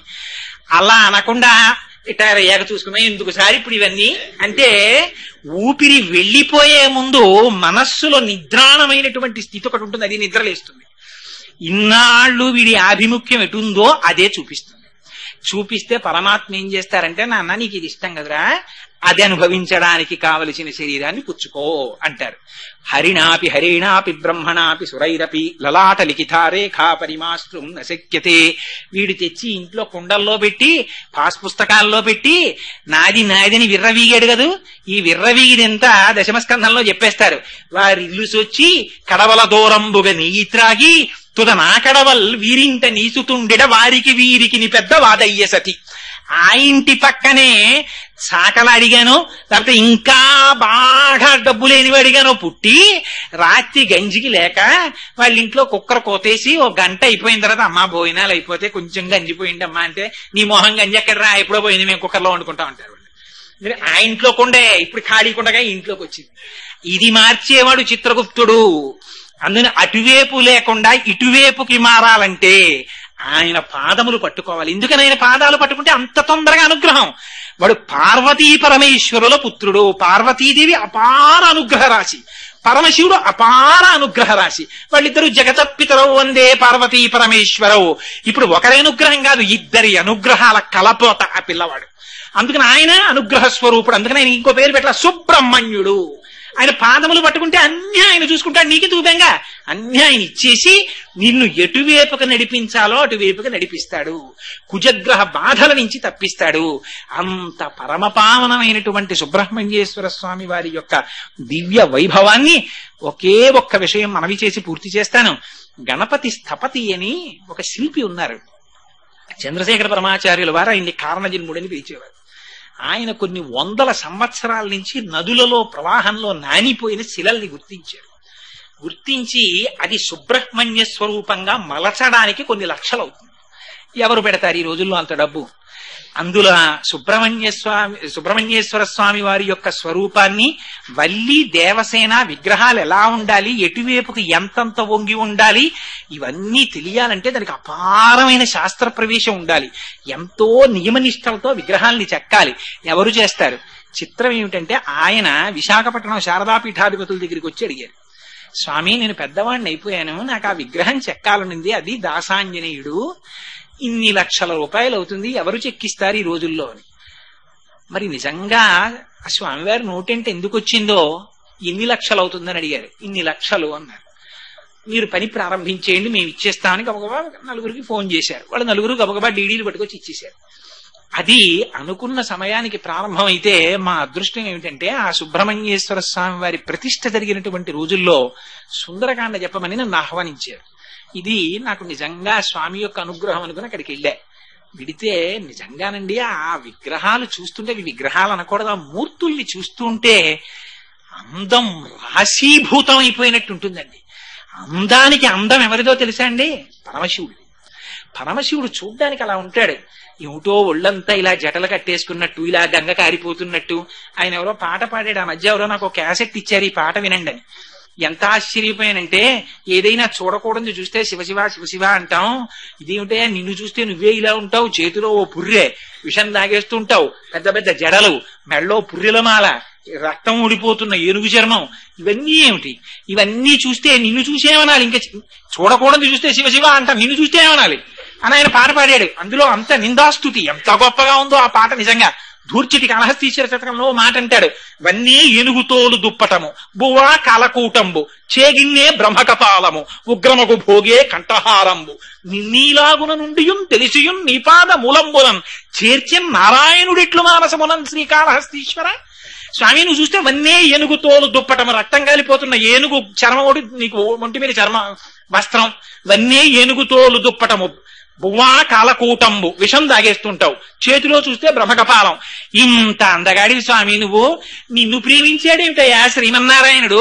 ఆయన చూస్తే శాంతాకారం భుజగశయనం పద్మనాభం సురేశం విశ్వాకారం గగన సదృశం మేఘవర్ణం శుభాంగం లక్ష్మీకాంతం కమలనయనం యోగిహృజ్జానగమ్యం వందే విష్ణుం శశంక చక్రం సకిరీట కుండలం సపీత వస్త్రం సరసైరుహేక్షణం సహారవక్షస్థల శోభికౌస్తుభం. అటువంటి వాడు నీ పాదాలు పట్టుకోవడం ఏమిటి? నిన్ను ప్రేమించడం ఏమిటి? నీకు భార్య అవ్వాలని హరిహరావతారంగా నీలో సగభాగానికి రావడం ఏమిటి? అంటే పరమశివుని యొక్క సుందరత్వం ఏమిటో చెప్తుంది. అందుకని సుందరకాండకు సుందరకాండ అన్నారు. నిఘంటువులలో సుందర అంటే శివ అనర్థం. ఆ కాండంతా మంగళకాండ, శివ తేజస్సుగా వెళ్ళారు, రుద్ర తేజస్సుతో ఆంజనేయ స్వామి. అందుకని అది సుందరకాండ. అందుకని అదిగో అటువంటి పార్వతీ పరమేశ్వరుల యొక్క తేజస్సు ఏకమైతే వచ్చినటువంటి మెరుపు లాంటి వారు సుబ్రహ్మణ్యుడు. అందుకే ఆ మూర్తిని మీరు ఇలా చూడండి, కాసేపు సరైన చిత్రాన్ని పట్టుకుని అలా చూడండి. నిజంగా చెప్తున్నాను, ఒక 8 నిమిషాలో 10 నిమిషాలో చూశాక అటు ఇటు చూసి ఎవరో చూడలేదంటే ఓ ముద్దు పెట్టుకో బుద్ధి ఇస్తుంది. మిగిలింది ఇంకా మీకు ఏ దేవతా స్వరూపానికి అంత ఆకర్షణ ఉండదు. ఆ బుగ్గలు, ఆ విభూతి, పిల్లాడు, ఆ బాలసుబ్రహ్మణ్యం, ఆ చేతిలో ఆ పట్టుకున్నటువంటి ఆ శూలం, ఎంత సాత్వికంగా ఎంత అందంగా ఉంటారో ఆయన. అందుకని అదిగో అటువంటి మూర్తి, ఉపాసనాయోగ్యత కలిగిన మూర్తి. అటువంటి మహానుభావుడి గురించి 4 మాటలు చెప్పుకునేటటువంటి అదృష్టాన్ని పరమాత్మ కటాక్షించడం. మీ అందరూ నాకేం తెలియకపోయినా పాపం ఎప్పుడు ఇలాగే అయ్యో మనం వినకపోతే వీడు ఎవరికి చెప్పుకుంటాడని వింటూ ఉంటారు నా యందు అనుగ్రహంతో. అందుకని నన్ను ఇలా కటాక్షించిన మీ అందరికీ కూడా ధన్యవాదాలు తెలియజేసుకుంటూ, రేపటి రోజు సాయంకాలం అక్కడ దక్షిణామూర్తి స్తోత్ర వైభవం కాసేపు మాట్లాడతాను. మీలో సానుకూలత ఉన్నవాళ్ళు ఉంటే రండి. రేపు గురు పౌర్ణమి కాబట్టి ఆ పుష్కర మహాత్యం గురించి మంచి మాట చెప్పారు. గోదావరి పుష్కరాలు వస్తున్నాయి కదండి. పుష్కరాలంటే ఆ పుష్కరుడు బ్రహ్మగారి యొక్క కమండలంలో ఉంటాడు. బృహస్పతి మిగిలిన గ్రహాలతో పాటుగా తనకు వైభవం కోసమని ఆ పుష్కరుణ్ణి నేను ఎక్కడికిడితే అక్కడికి ఆయన రావాలని అడిగారు. అడిగితే అలా కుదరదయ్యా, నేను రానన్నాడు ఆయన. బ్రహ్మగారు వరం ఇచ్చారు తీసుకెళ్ళమని. కానీ ఆయన అన్నాడు, ఆ బృహస్పతి ఆ రాశులు మారేటప్పుడు ఏ నదిలో ప్రవేశిస్తూ ఉంటే అప్పుడు మొట్టమొదట 12 రోజులు, చిట్ట చివరి రోజులు నువ్వు కూడా ఆయనతో పాటు ఆ నదిలో ప్రవేశించమన్నారు. అందుకని పుష్కరుడు వచ్చి ప్రవేశిస్తాడు. గురుగ్రహం యొక్క అనుగ్రహం కలుగుతుంది. మీకు దక్షిణామూర్తి స్తోత్రం ఒకటి ఎందుకు వింటారో తెలుసా అండి? దక్షిణామూర్తి స్తోత్రాన్ని శంకరాచార్యుల వారు ఇవ్వడంలో ఒక గొప్ప ప్రయోగం చేశారు. గురుగ్రహం యొక్క అనుగ్రహం లేకపోతే మిగిలిన గ్రహాల యొక్క బలం ఉన్నప్పటికీ కూడా వాడు దెబ్బతింటాడు. గురుగ్రహం యొక్క అనుగ్రహం లోపిస్తే దాన్ని పొందడానికి మార్గం దక్షిణామూర్తి స్తోత్రం. దాన్ని రోజు చేస్తే అంత శక్తివంతం. అందుకని అదిగో ఆ దక్షిణామూర్తి స్తోత్రం ఎంత గొప్పదో, బృహస్పతి ప్రవేశించినటువంటి పుష్కరుడు ప్రవేశించిన పుష్కర స్నానం అంత గొప్పది. ఆ పుష్కర స్నాన సమయంలోనే పితృపిండ ప్రదానమని, దానాలని, ఎందుకని అంటే అవి చేస్తే 1,000,000 రెట్లు ఫలితాన్ని ఇస్తాయని. ఎందుచేత దేవాలయాలు కూడా అన్ని ఒకటి కావుగా, ప్రతిష్ఠ చేసిన ఆలయంలో కూర్చుని మంత్రజపం చేస్తే ఒక ఫలితం, స్వయంభూ అయినటువంటి చోట కూర్చుని చేస్తే ఒక ఫలితం, ఒక్కొక్క చోట ఒక్కొక్క ఫలితం. అంతటా పరమాత్మ ఉన్నా ఒక్కొక్క చోట ద్విగుణీకృతంగా ఉంటుంది దాని తేజస్సు. అంతటా లేదా విద్యుత్తు, కానీ ట్యూబ్ లైట్ దగ్గర బాగా కనబడుతూ ఉంటుంది విద్యుత్తు యొక్క ప్రభావం, ఫ్యాన్ తిరిగితే బాగా కనబడుతూ ఉంటుంది విద్యుత్తు ప్రభావం. అంత మాత్రం చేత ఆ వైర్లో అక్కడ లేదంటే ఉంటుంది, వేలు పెట్టుకుంటే తెలుస్తుంది. అందుకని అంతటా ఉంటుంది. అలా పరమేశ్వరుడు అంతటా ఉన్న ఈ పుష్కర సమయంలో కాలం పవిత్రమై ఉంటుంది. కానీ నేను ఇంతకీ పుష్కరాల గురించి చెప్పవలసినది ఒకే ఒక్క మాట చెప్పాలనుకున్నా.